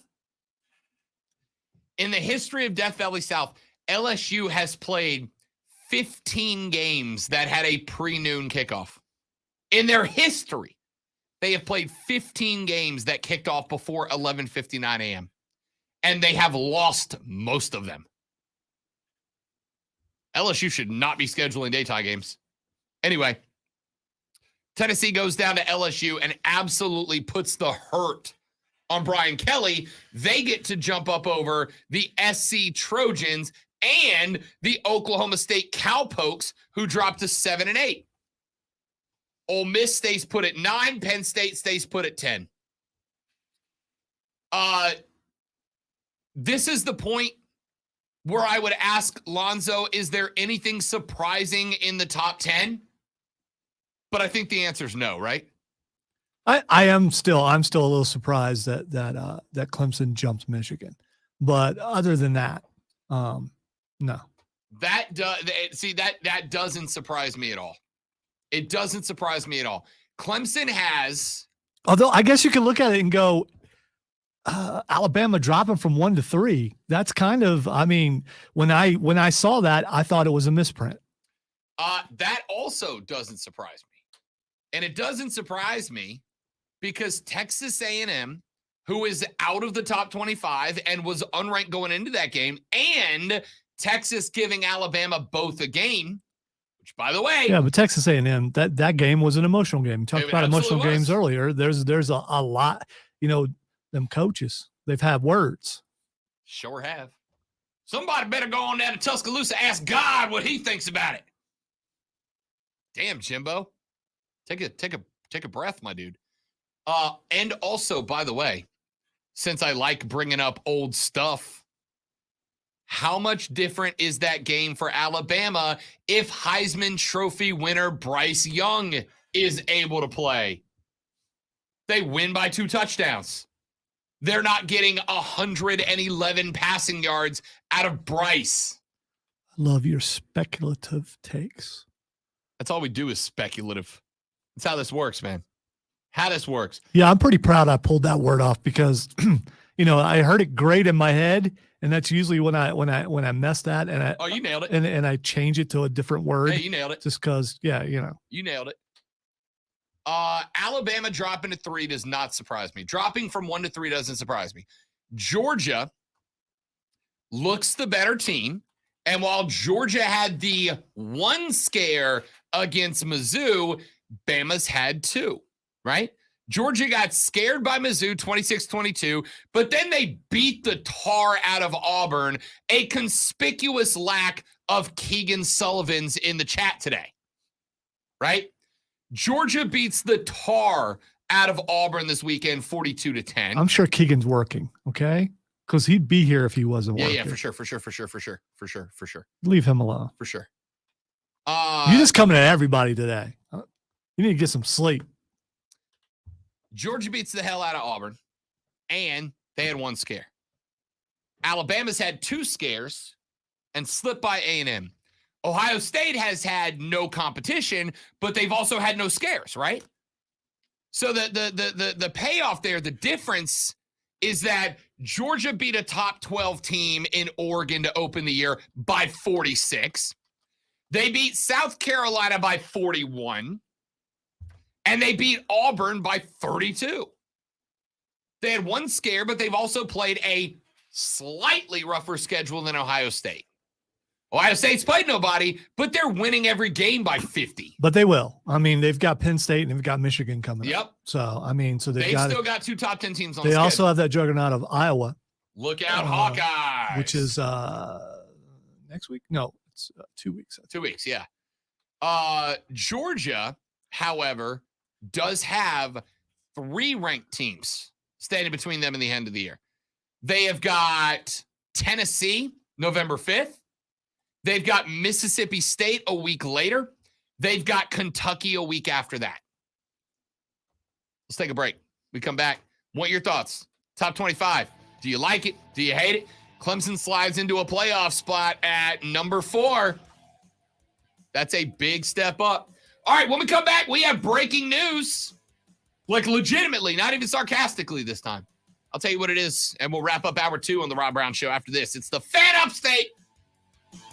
All right, stream, stay tight. Got to do an endorsement. I'll be right back.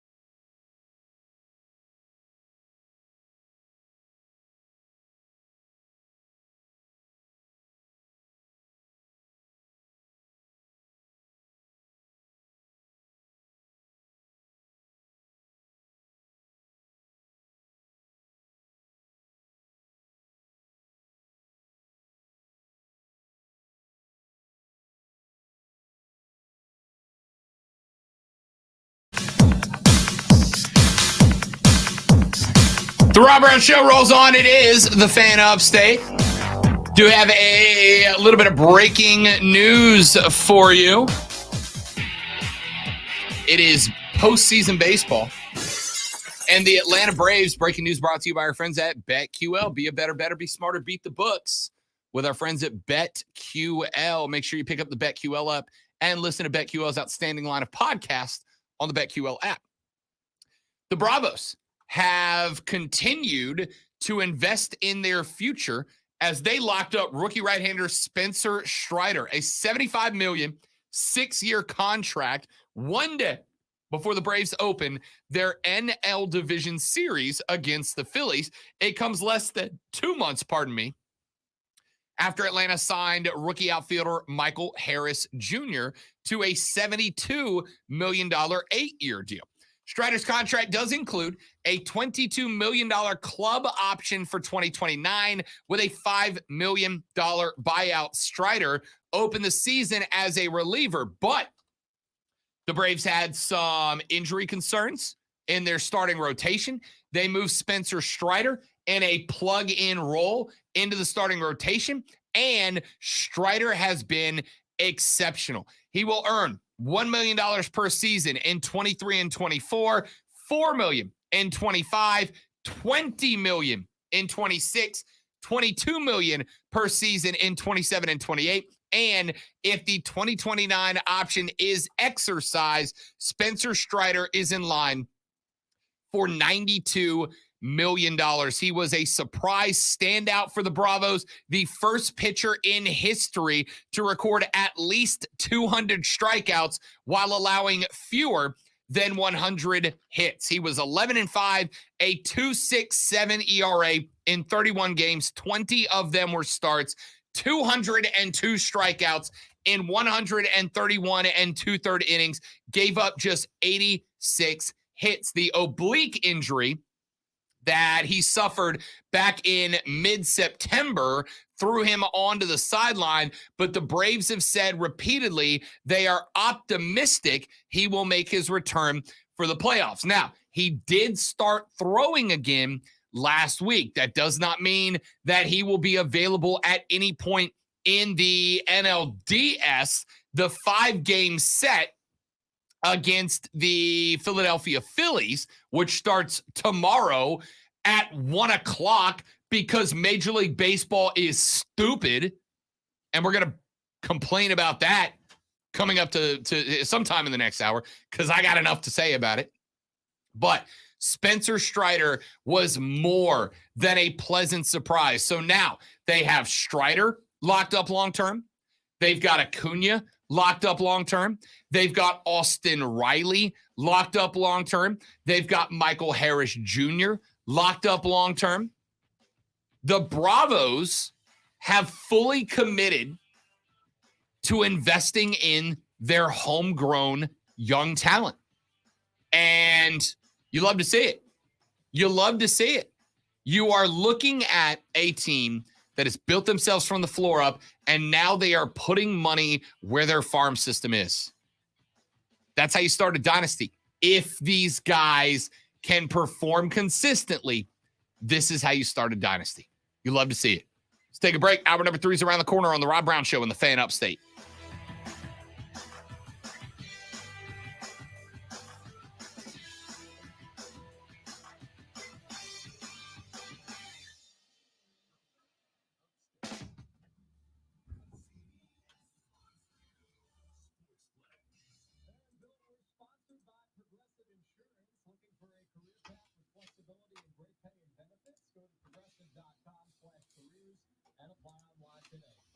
Well, we had a good run of viewership going there. But those of you that have stuck around, y'all are the goats. Screw you, robots. Yeah. Take that, AI.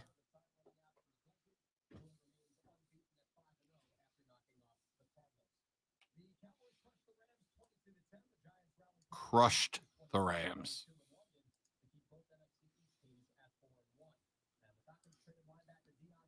How many points do you have to score for it to be a crushing? Apparently 22. See, I would think 30. but that's just me. I think 30 is a crushing.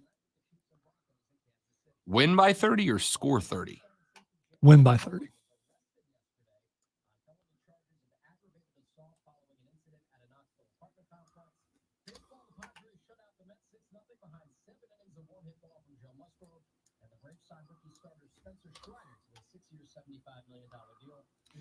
Yeah, we know, breaking news guy. I just broke that.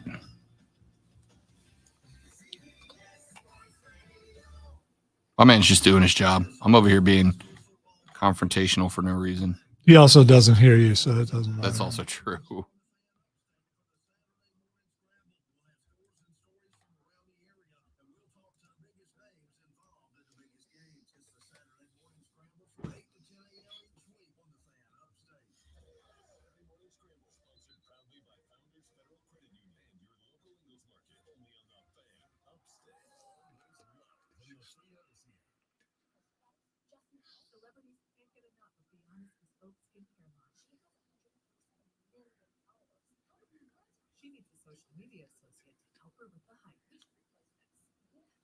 The hype. We should repost this because, Repost what? that's what they just said on the Oh, commercial. the Valley Girl voice is having a big day on the show today. So you get to comment on the commercials, but I don't. I didn't know what you were talking about. Whatever, Rob. You were leaning over to the computer. I thought you were like going to repost the I link to the was, stream. and oftentimes I talk to myself I know. or to the listeners. It feels like fourth wall. It really does. When you just suddenly talk to yeah, it just does.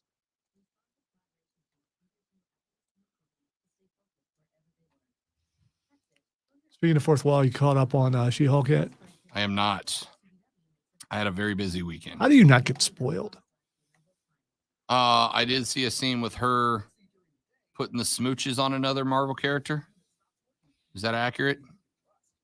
You saw the scene. I You don't didn't see want the scene. I just saw like you don't want me to. You don't want me to spoil. It was on a. So I get like on Twitter, I am liked to the She-Hulk page, and so it sends me trailers, right, of episodes, and it sent me a trailer that just had that moment in it, and I'm like, guys, spoiler alert, maybe a little. Except for the episode's already happened. It was probably for the final episode of the season. Maybe the final episode. Who knows?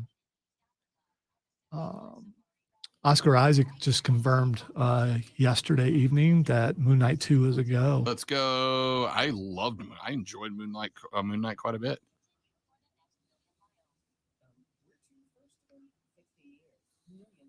How are they going to top that villain, though?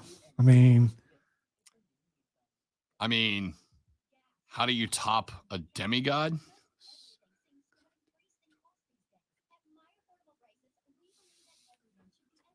well, there's only one way to top a demigod with a god.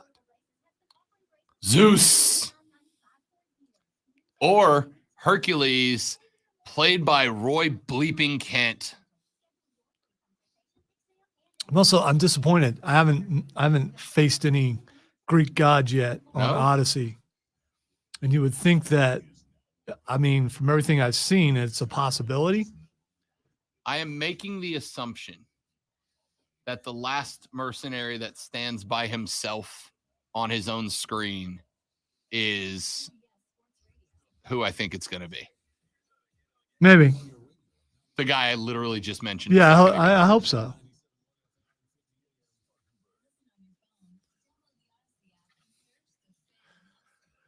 I have spent a lot of time in that game, and I think I'm only like 55%. There's a lot to Yeah, it. Dude. It's freaking huge. There's some areas I haven't even went to Yeah. yet. And then some I just went There's to. like 40 islands, and they're all a good sized map. There's some I went to and decided I'm not going to stay here because I'm doing something. I'll come back.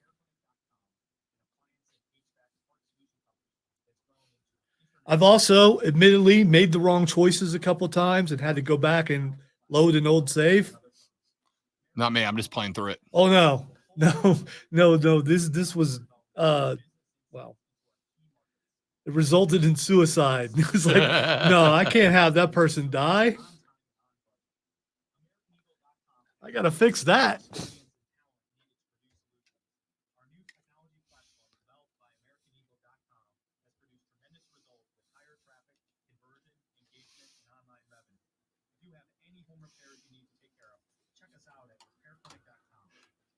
There's also a situation where you are looking online to go, okay, is there any way to save this person? Yeah. And then you find out there isn't. See, I don't do that. I just play the game. Normally I do, but in this case, I thought for sure it was me that messed it up. And I felt if I could save them, whatever I got to do, I'm going to do it. And no, they did. They did. Oh, he did.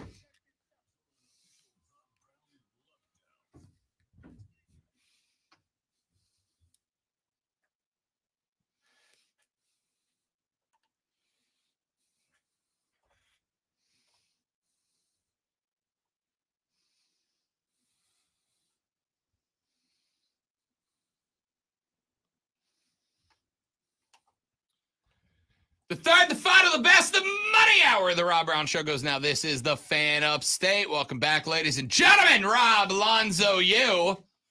844-FAN phone, 844-326-3663 is the phone number to get in on the show. You can text us on the Preferred Home Services text line at 71307. 71307. Start your text with FAN, F-A-N, FAN. And we will read those live on the air.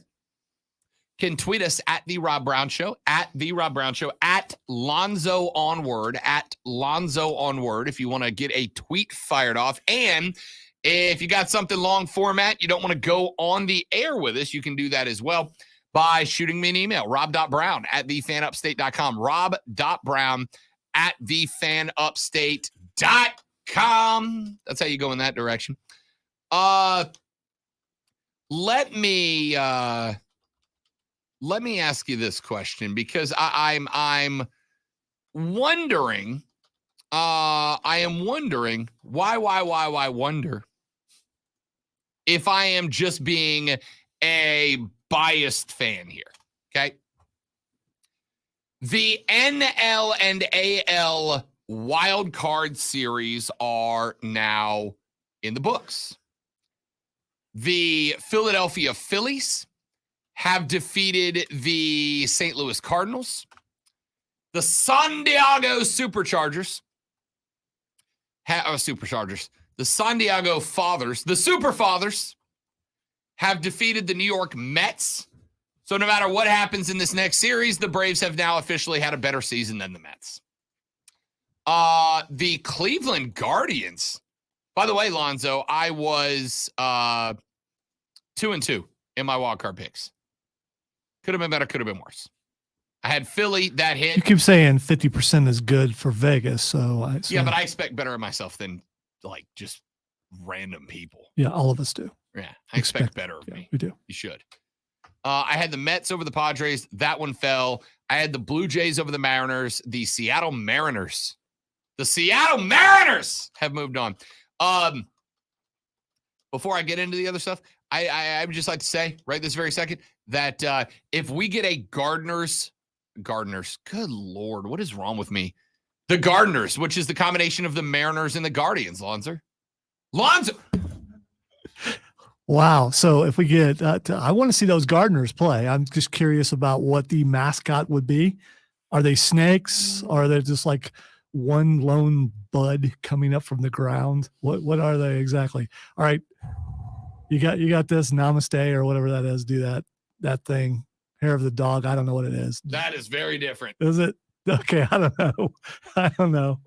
You do not want me hair of the dogging. I could hair of the dog today, but you do not want me hair of the dog. Would it require help up afterwards? Only if I ingest too much hair of the dog. Do you not know what hair of the dog means? I thought it was a yoga move. No. I'm pretty sure it's a yoga move. That's downward dog. It's a very different Is it? thing. Yeah. Okay, well, the fact that you knew that. Hair of the dog. Hair of the dog is a rock song, right? Yes, I'm sure. Hair of the dog is when you get drunk, you have a hangover the next day, and so to avoid the hangover, you just drink again. You just drink yourself through the hangover. That's the hair of the dog. Which is why I don't know about it. So, okay. Not judging, just informing.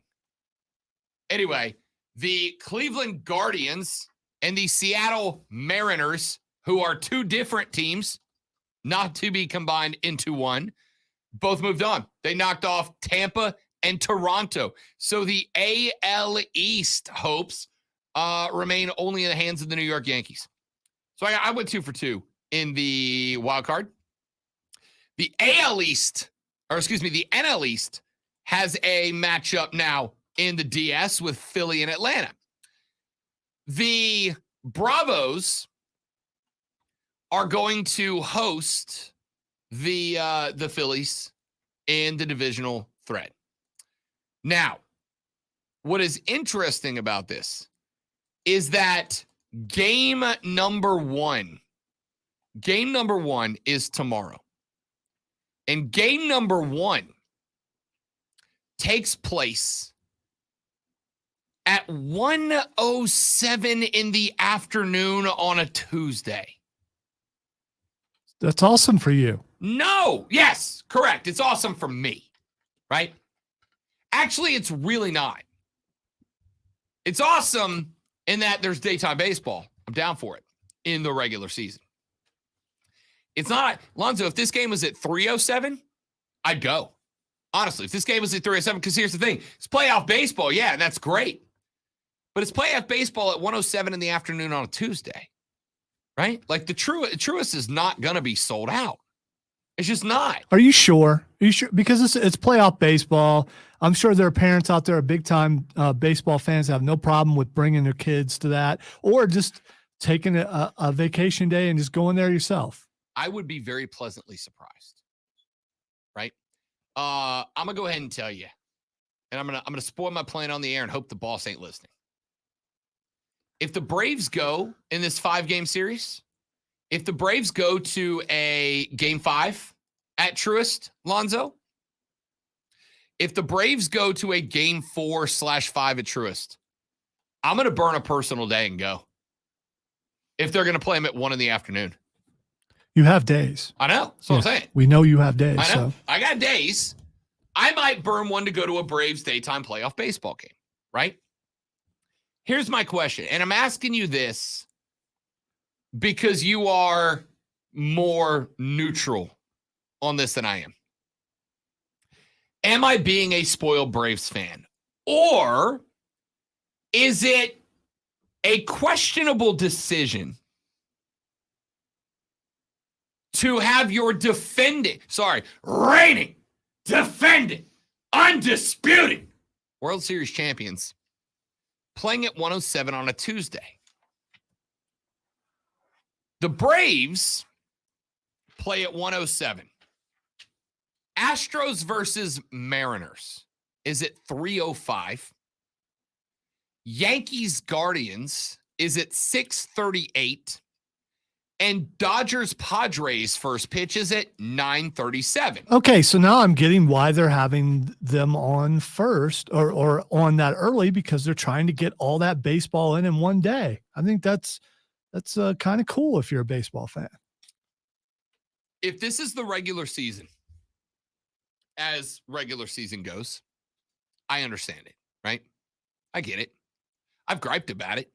Kind of sucks when the Braves play at 1:30 on a Wednesday afternoon and it's scheduled to be on MLB Network, and MLB Network blacks out Greenville, South Carolina, 2 hours and 20 minutes from the stadium. So that's what it is. No. This is going to be on Fox. Oh, okay. This game's so on no Fox. blackout. This game is going to be nationally broadcast. It's playoff baseball. Every game will be on a big network, right? Fox has got Braves, Phillies, and Dodgers, Padres. It bookends Astros, Mariners, and Yankees, Guardians, both of which are on TBS. This game is at 1:07 on a Tuesday afternoon. Good for Rob Brown in that the show's off the air at noon, and I can pretty much watch TV while I work after that, right? I will go home, I will work at the house, and I will have this game on the big screen and watch it while it's happening, while I finish up my day's work. Here's my question. Major League Baseball does this because Major League Baseball believes that if you have the games back to back to back to back, you will get more viewership than if you stacked 2 games at 6 o'clock and 2 games at 9 o'clock Eastern time, right?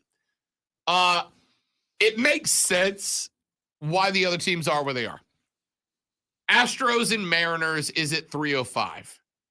That game is in Houston.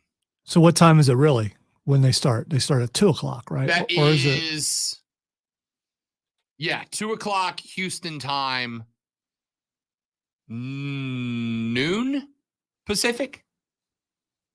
Is that right? Pacific? Pacific is 3 hours, right? What time is Houston? What time zone is Houston in? I thought Houston was Central. I think they are. Houston is Central. So that game is 2:05, 1:05. Yeah, noon 05. It's noon 05 in Seattle. It's 2:05 in Houston. Which sucks for Mariners fans, but hey, you're the wild card team. Do better, right?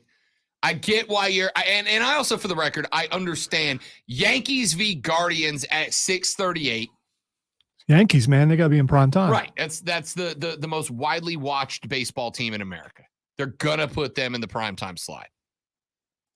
Thursday, game 2, Yankees Guardians, is also primetime at 7:37.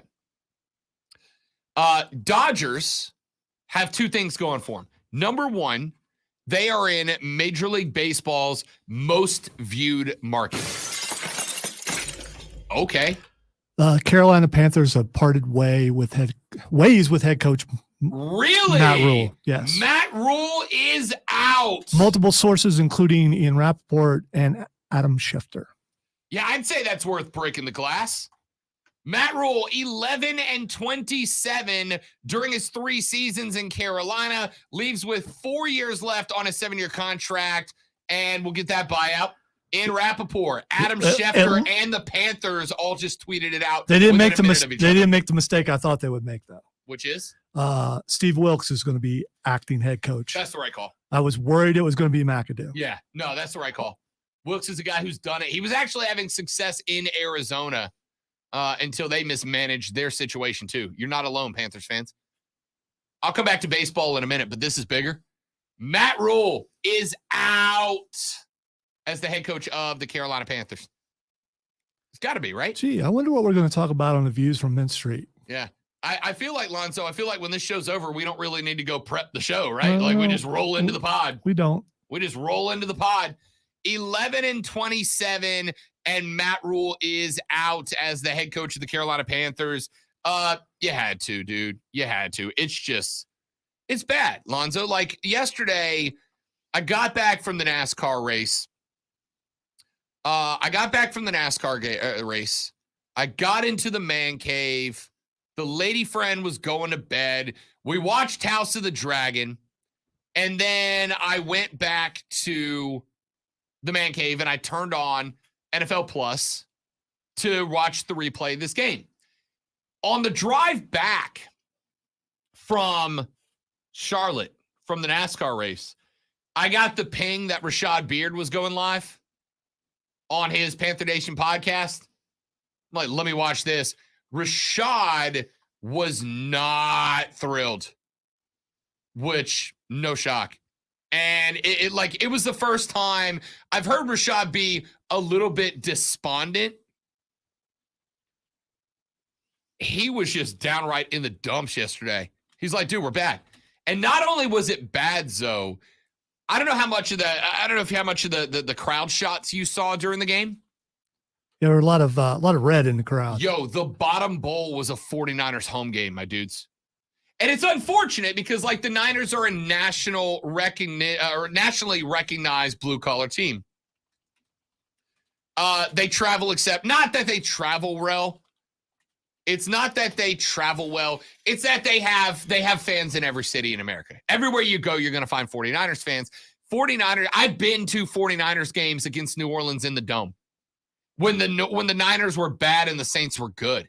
And they still bought up 15, 20% of the tickets. That's what Niners fans do. But when it is as bad as it is in Charlotte right now, right? When it's as bad as it is in Charlotte right now, the tickets are easy to get for 49ers fans, right? Like I heard a guy yesterday say something that I found really, really interesting.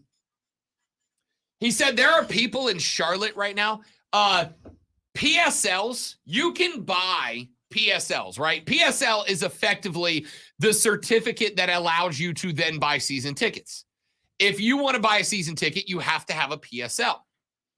Lonzo, there are Panthers fans right now selling their license, not the tickets, selling their PSL, the thing you have to have first access to a ticket, selling their licenses for $13. They were.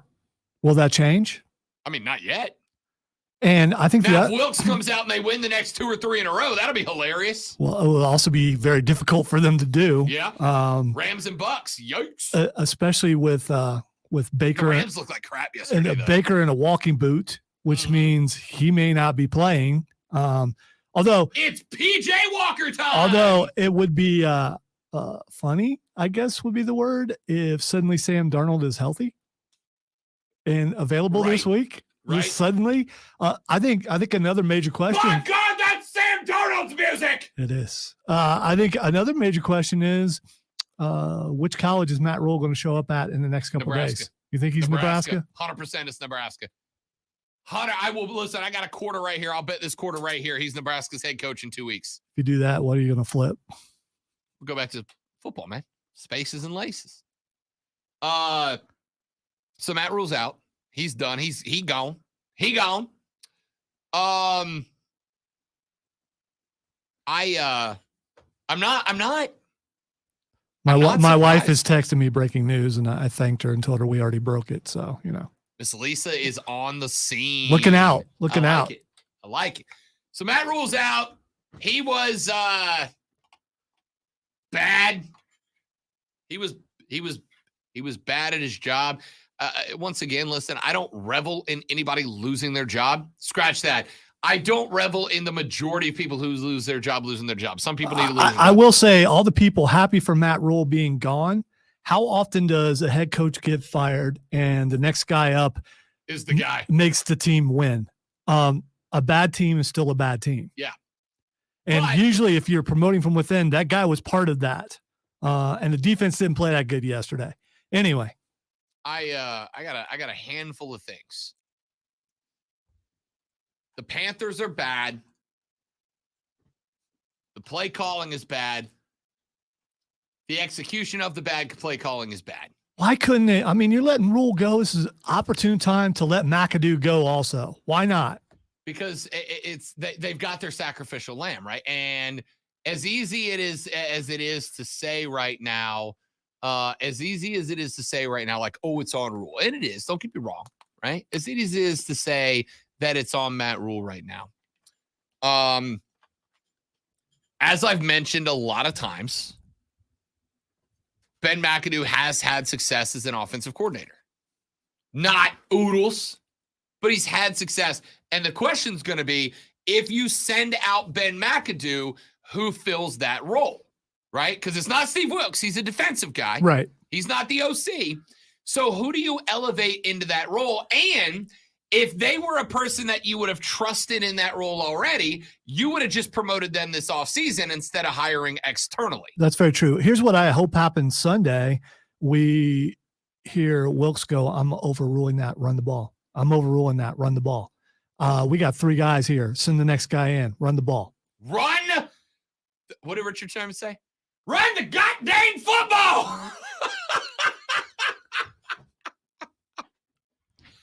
Oh, man.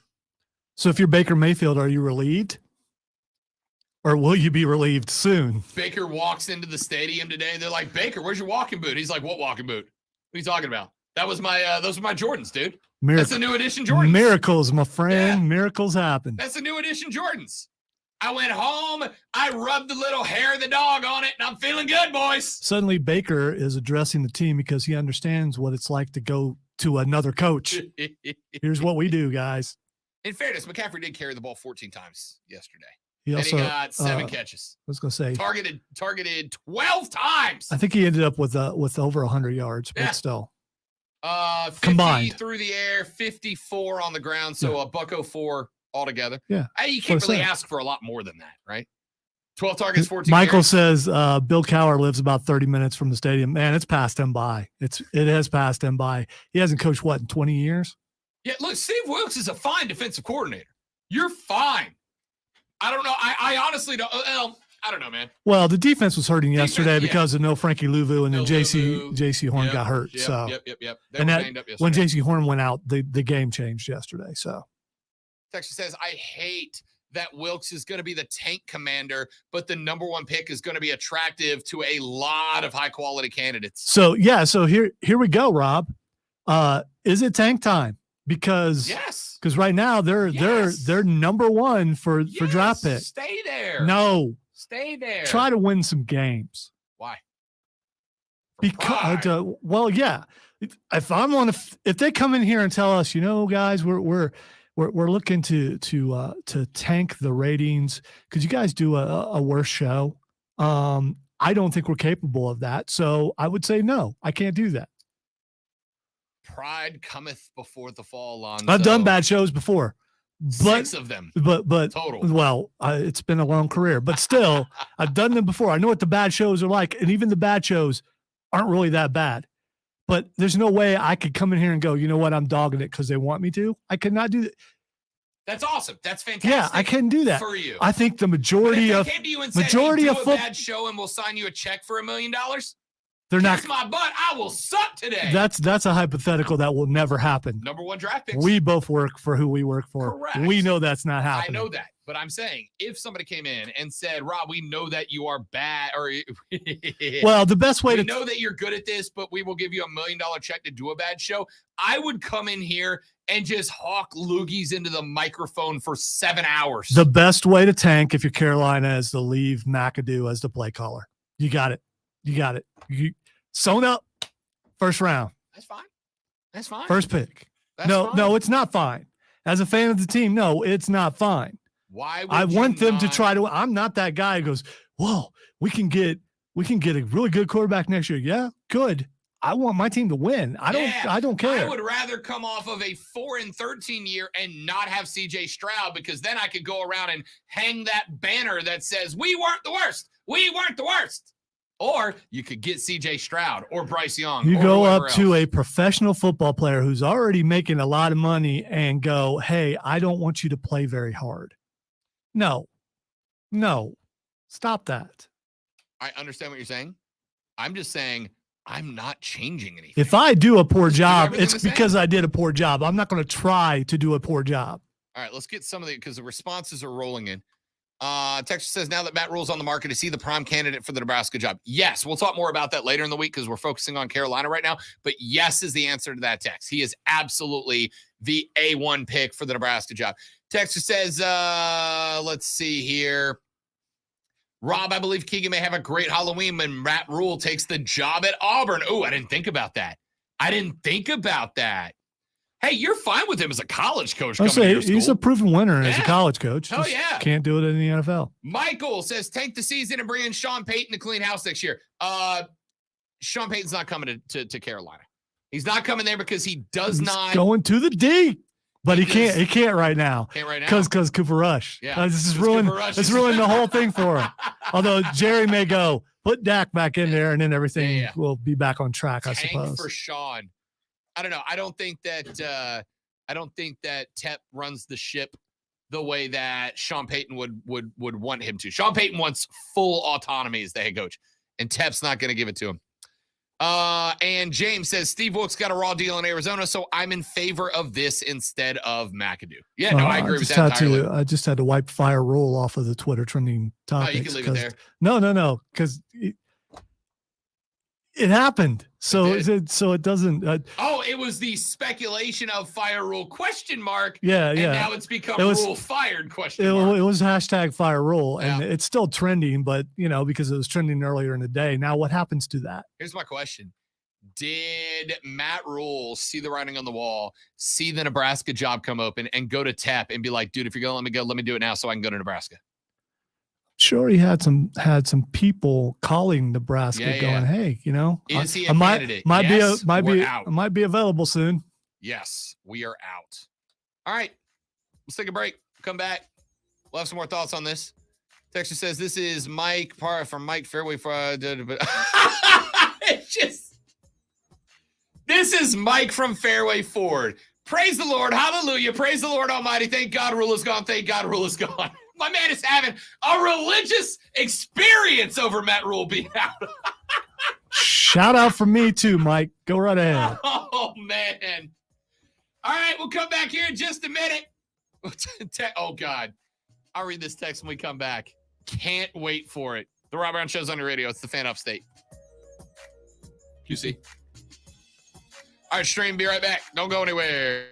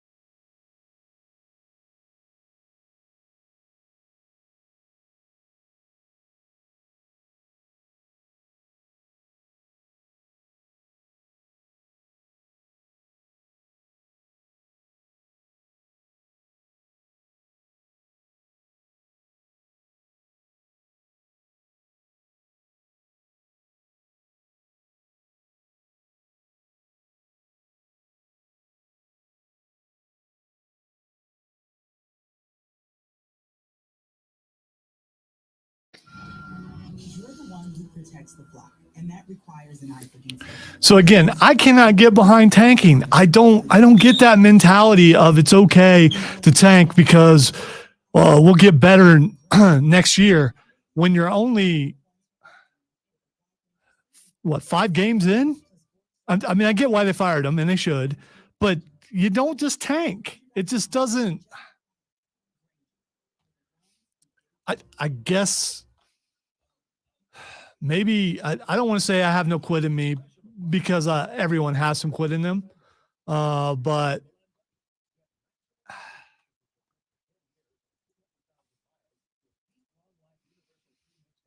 it's not a smart move to tank. It just isn't. I can never get behind that. I don't get Rob's mentality. I don't get Tanker's mentality. Just can't.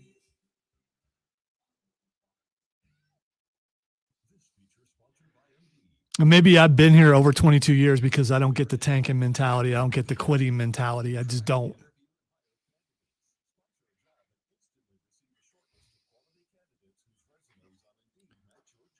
And I'm sure that Tepper didn't go to Wilkes and go, okay, I'm putting you in. I don't expect you to win. Wink, wink. Especially since from what I saw earlier, Wilkes is part of the Flores lawsuit. So even if he wanted to say it, he could not because it would not be a smart move.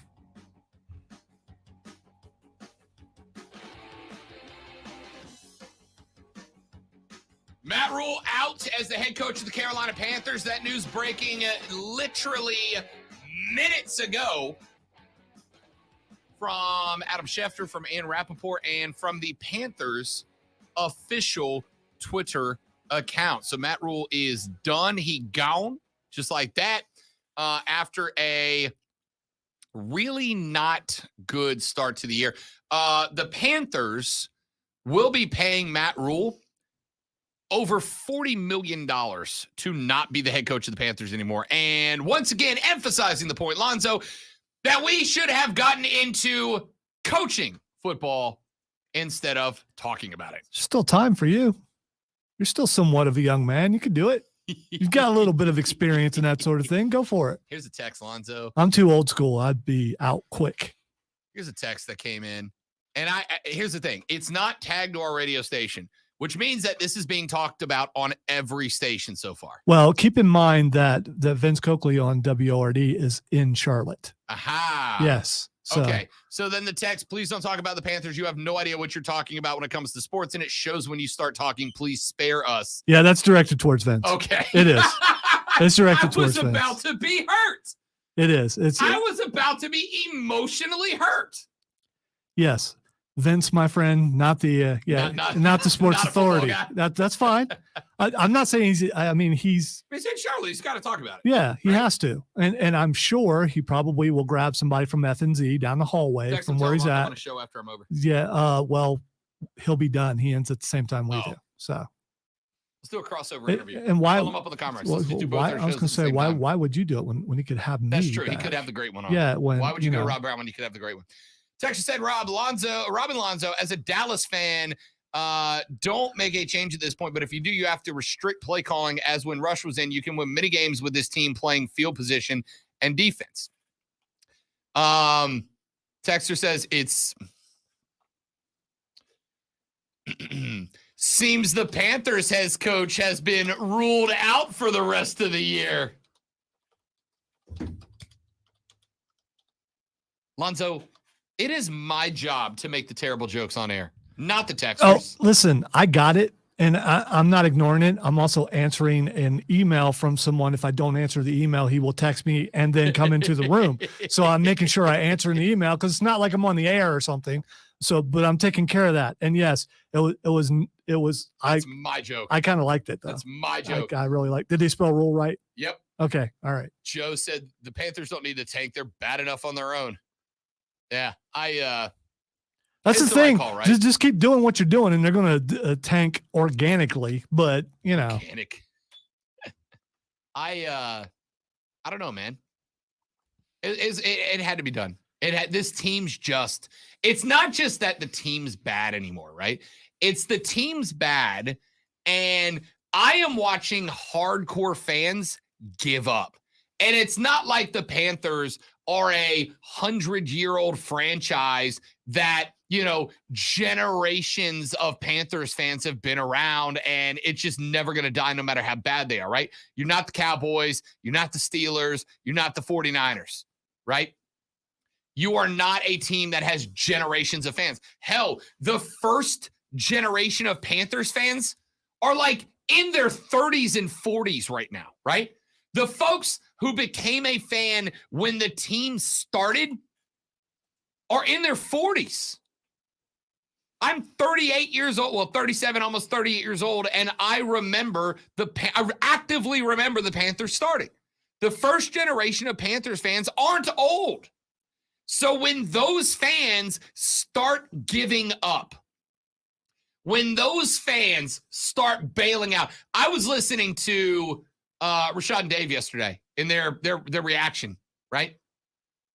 And you know what Dave said? Dave Rhodes, we've had him on the show. Dave's a hardcore Panthers fan, right? Hardcore Panther fan. Dave Rhodes said straight up yesterday, he's like, I'm not going to games anymore. I'll watch him at the house. Rashad's like, yo, I was at the game. Dave was proud of the fact that he can go to the game. He's like, I'm glad I didn't waste my 3.5 hours. He's like, I watched the noon games. I went and had lunch with my folks. I came back home and I watched the 45-minute NFL Plus replay. And Rashad's like, yeah, that's probably what I should have done. Yeah, but you can't stay away. You can't. If it's your team, you can tell yourself, I'm just not. No, I mean, and listen, before you know it, you're back. I will tell you straight up.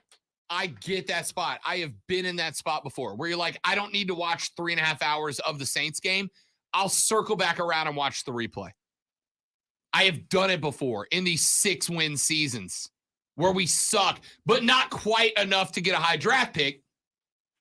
I have done it before where I just don't watch the Saints game and I record it on the DVR and I come back later and I watch it and blow through it. All right. Jared on the stream says, whose fans are feeling it worse right now, Panthers fans or Broncos fans? The clip of Broncos fans this past Thursday leaving the stadium before overtime even began. See, here's the thing. The Panthers fans just didn't come. Yeah. So you don't have to leave. The Denver Broncos fans left because they were there to leave. Y'all, go back and watch the clips when they showed the bowl yesterday. The upper section was EMPTYYY empty. And the lower section, there were as many 49ers fans as Carolina fans. All right, it wasn't close. Next home game, since Matt Rule has been fired, will attendance be up? No. They'll come back when the team stops sucking. I mean, it's a good time to get some tickets to go up. Yes. Yeah. Seriously. Get some cheap tickets, go up, hang out, get good seats, probably. It is no coincidence that for the first time in my 3rd football season here, right? I've been here 3 football seasons. In my 3rd football season here, Lonzo, it is no surprise that it is the first time that the big boss downstairs has sent out multiple emails going, I got a fistful of free Panthers tickets if anybody wants them. One of the perks of working at a radio station is we get to attend a lot of cool events for free, right? Because we advertise them. Usually that comes with a few free tickets. We get to go to stuff. You guys see me at stuff all the time. Some of the, like I went to Carolina versus New Orleans. I paid for that ticket because I wanted to bring the girlfriend and the mom and all that. But Lonzo and I can put in for a press pass to any game. And every now and then there's some free tickets that pop up and stuff. It is probably no surprise that for the first time, the big boss is like, hey, I got extra Panthers tickets if anybody wants them. Because even us, everybody in this building wants the Panthers to be good because we will all make more money from it. For the first time, we got tickets. By the way, we've been carrying the Panthers since before you got here. That's the first time I recall ever seeing an email like that. Yeah. 3 years I've been here. That's the first time ever. First time ever I've seen that email, right? We get tickets to a lot of stuff. NFL games ain't one of them. Because we got clients that we want and done. We got fans that win content. First time I've ever seen that we're like, yeah, we just got bonus tickets. If anybody wants them, claim them. They're at will call. Good luck. Have fun. Never seen it before. That's how bad they are right now. That's how bad they are. This had to be done because the team is bad. And I'm kind of interested to hear, as soon as this show's over, Lonzo and I are going to cut the Views from Mid Street pod. That'll drop. Honestly, it'll probably drop within what, 2 hours? Yeah. Tops. Yeah. And it's the most pressure filled one we've ever done. Yeah. Because we know the big bosses are listening to this one. Because they're waiting. Yeah. They're waiting. We already got the email like, guys. It's like, dude, we're kind of on the air right now. We'll get to it. Yep. When I just wrote the big boss. I'm like, hey, we're off at noon. We'll be recording by 12:15. We'll have it to you ASAP. They're like, okay, hurry. We're pushing it. Hurry. Right? So the team is bad. The organization is bad. This move had to be moved. It was a move that had to be made. And it had to be made. Honestly, it probably could have been done after last week. Right? Probably should have been done after last week. But I feel like Tepper was just in a spot where he's like, all right, let's just let it be. So Nathan says, you think those Carolina versus Pittsburgh game, those tickets would be cheap? That game might be free. Probably. Hey, good That time. game might be free. We should get a bunch of people from the upstate to just go up to a Panther game and hang out, because we could probably all buy seats together and go hang out and have a good time. So here's where I was going with the PSL thing a minute ago, right? There are Panthers fans that are selling their PSLs for like $15, right? You can buy a PSL right now if you know a guy for like $15. And I'll tell you, and Rashad pointed this out, and I think it's a great point. Rashad pointed out yesterday that what's happening right now in Charlotte is that people are buying the PSLs off of season ticket holders who are like, I don't want to be a ticket holder anymore, right? There's no point to it. People are buying those PSLs for cheap, for like pennies on the dollar, Lonzo. And you know what they're doing? They're selling the game tickets. They're selling the game tickets to away fans, right? They're selling, like 2 weeks from now, Tampa comes to town. They are going to be a bunch of Carolina fans who, well, scratch that. They're going to be a bunch of Charlotte residents, because I wouldn't call you a fan if you do this. They're going to be a bunch of Charlotte residents who buy a PSL, get the tickets that come with it, and then flip them over to Tampa fans to make 20, 30, $50 a ticket. Watch. 2 weeks when Tampa comes to town, because we're going to go get run out of the building by the Rams this week. 2 weeks from now, the Bucks are going to come to town, and I might go to this game just to see it, Lonzo, right? The bottom bowl is going to be a Tampa home game. Watch. It hurts. It sucks. I hate it. It hurts my heart. It's going to be a Tampa home game. Texter said, Rob, so all this wasn't Ron Rivera's fault? Yeah, I think Temp would take that one back if he could, right? No, because I know everyone loves Ron Rivera. I got to interview him.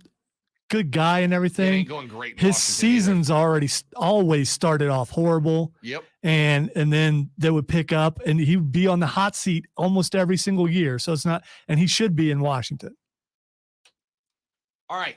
Ron Rivera in Washington. Matt Rule is out in Charlotte. He is fired.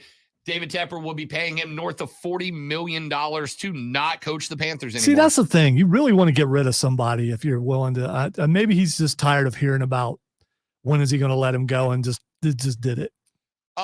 Yeah, I think you're right. I also, like I said, I wouldn't be shocked to learn that Matt Rule went to David Tepper and was like, look, I want to go back to college. Clearly this isn't working. Let me get on that Nebraska job while it's hot, right?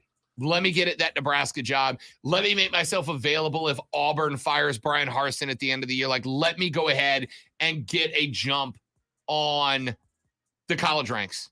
And Tep's like, you know what? Good enough for me. We suck. Good enough for me. All right. Speaking of, Views from Mid Street podcast, available where major podcasts are found. We're going to be dropping that episode very shortly. Rob Lonzo and you on the Fan Upstate.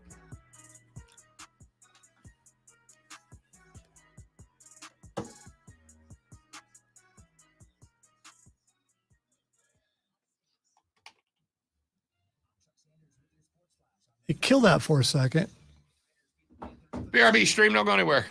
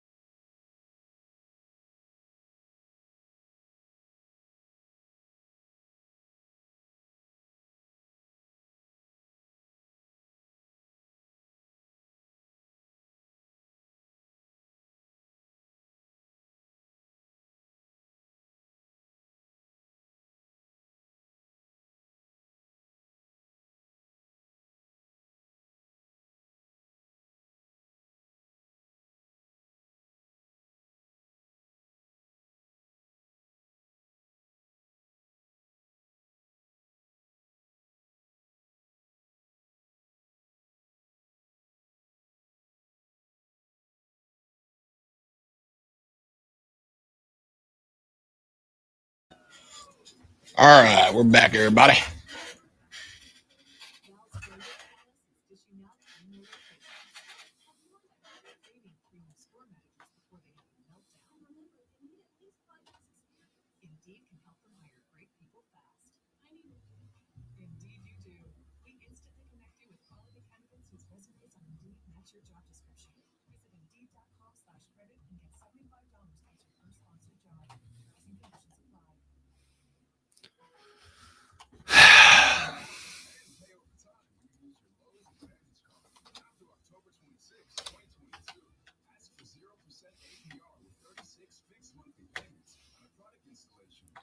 Yeah, well, maybe I know all this crap if we actually gave anything away more than once every 6.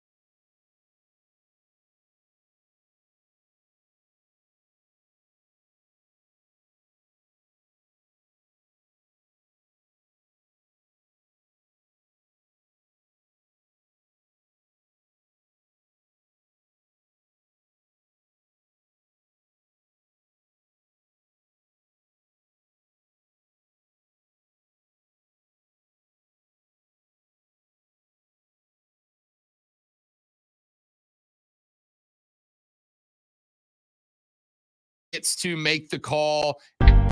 Quarterback is it's him that gets to make the call as to who the guy is. So I don't even know that Fitterer is a good or bad GM, which is why he's going to stay there. But it basically, because Matt Rule had that autonomy and Matt Rule got to say, this is the guy I want. I want Bridgewater. I want Darnold. I want Baker. And because it's just been failure after failure after failure, his ended up being the head that had to roll. Because look, they could not have just fired Ben McAdoo after 5 games and been like, okay, we're good now, right? They fired Joe Brady last year. You've already made that move. You can't make that move again. All right. So This is your chance to dial in for tickets. By the way, this is for the game this Saturday against Western Carolina. The Catamounts, baby. The Catamounts come into Paladin Stadium this Saturday. Caller number 4. Caller number 4 right now, 844 fan phone, 844 FANFO, 844-326-3663. Caller number 4 is winning a pair of tickets to this Saturday's game, Furman versus Western Carolina. And if you win the tickets today, your name will be entered into the grand prize drawing. What do you get for a grand prize? Well, you're going to get an on-the-field experience. You're going to get to walk the field during pregame. Last week, they let us watch the game on the field. And you'll be treated to the luxury box experience. Caller number 4 right now to 844-326-3663 is winning a pair of tickets, and your name is entered into the grand prize drawing. That's all for us today. Views from Mint Street Pod will be dropping in just a couple of hours. It will be an emergency pod talking about the firing of Matt Rule. Make sure you download and subscribe the Views from Mint Street podcast wherever you find your major podcast. Back tomorrow, we'll do a little more deep dive on the Rob Brown Show on the Fan Upstate. Later, brother.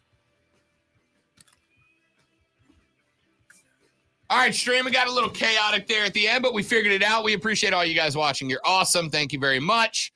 And we will see you guys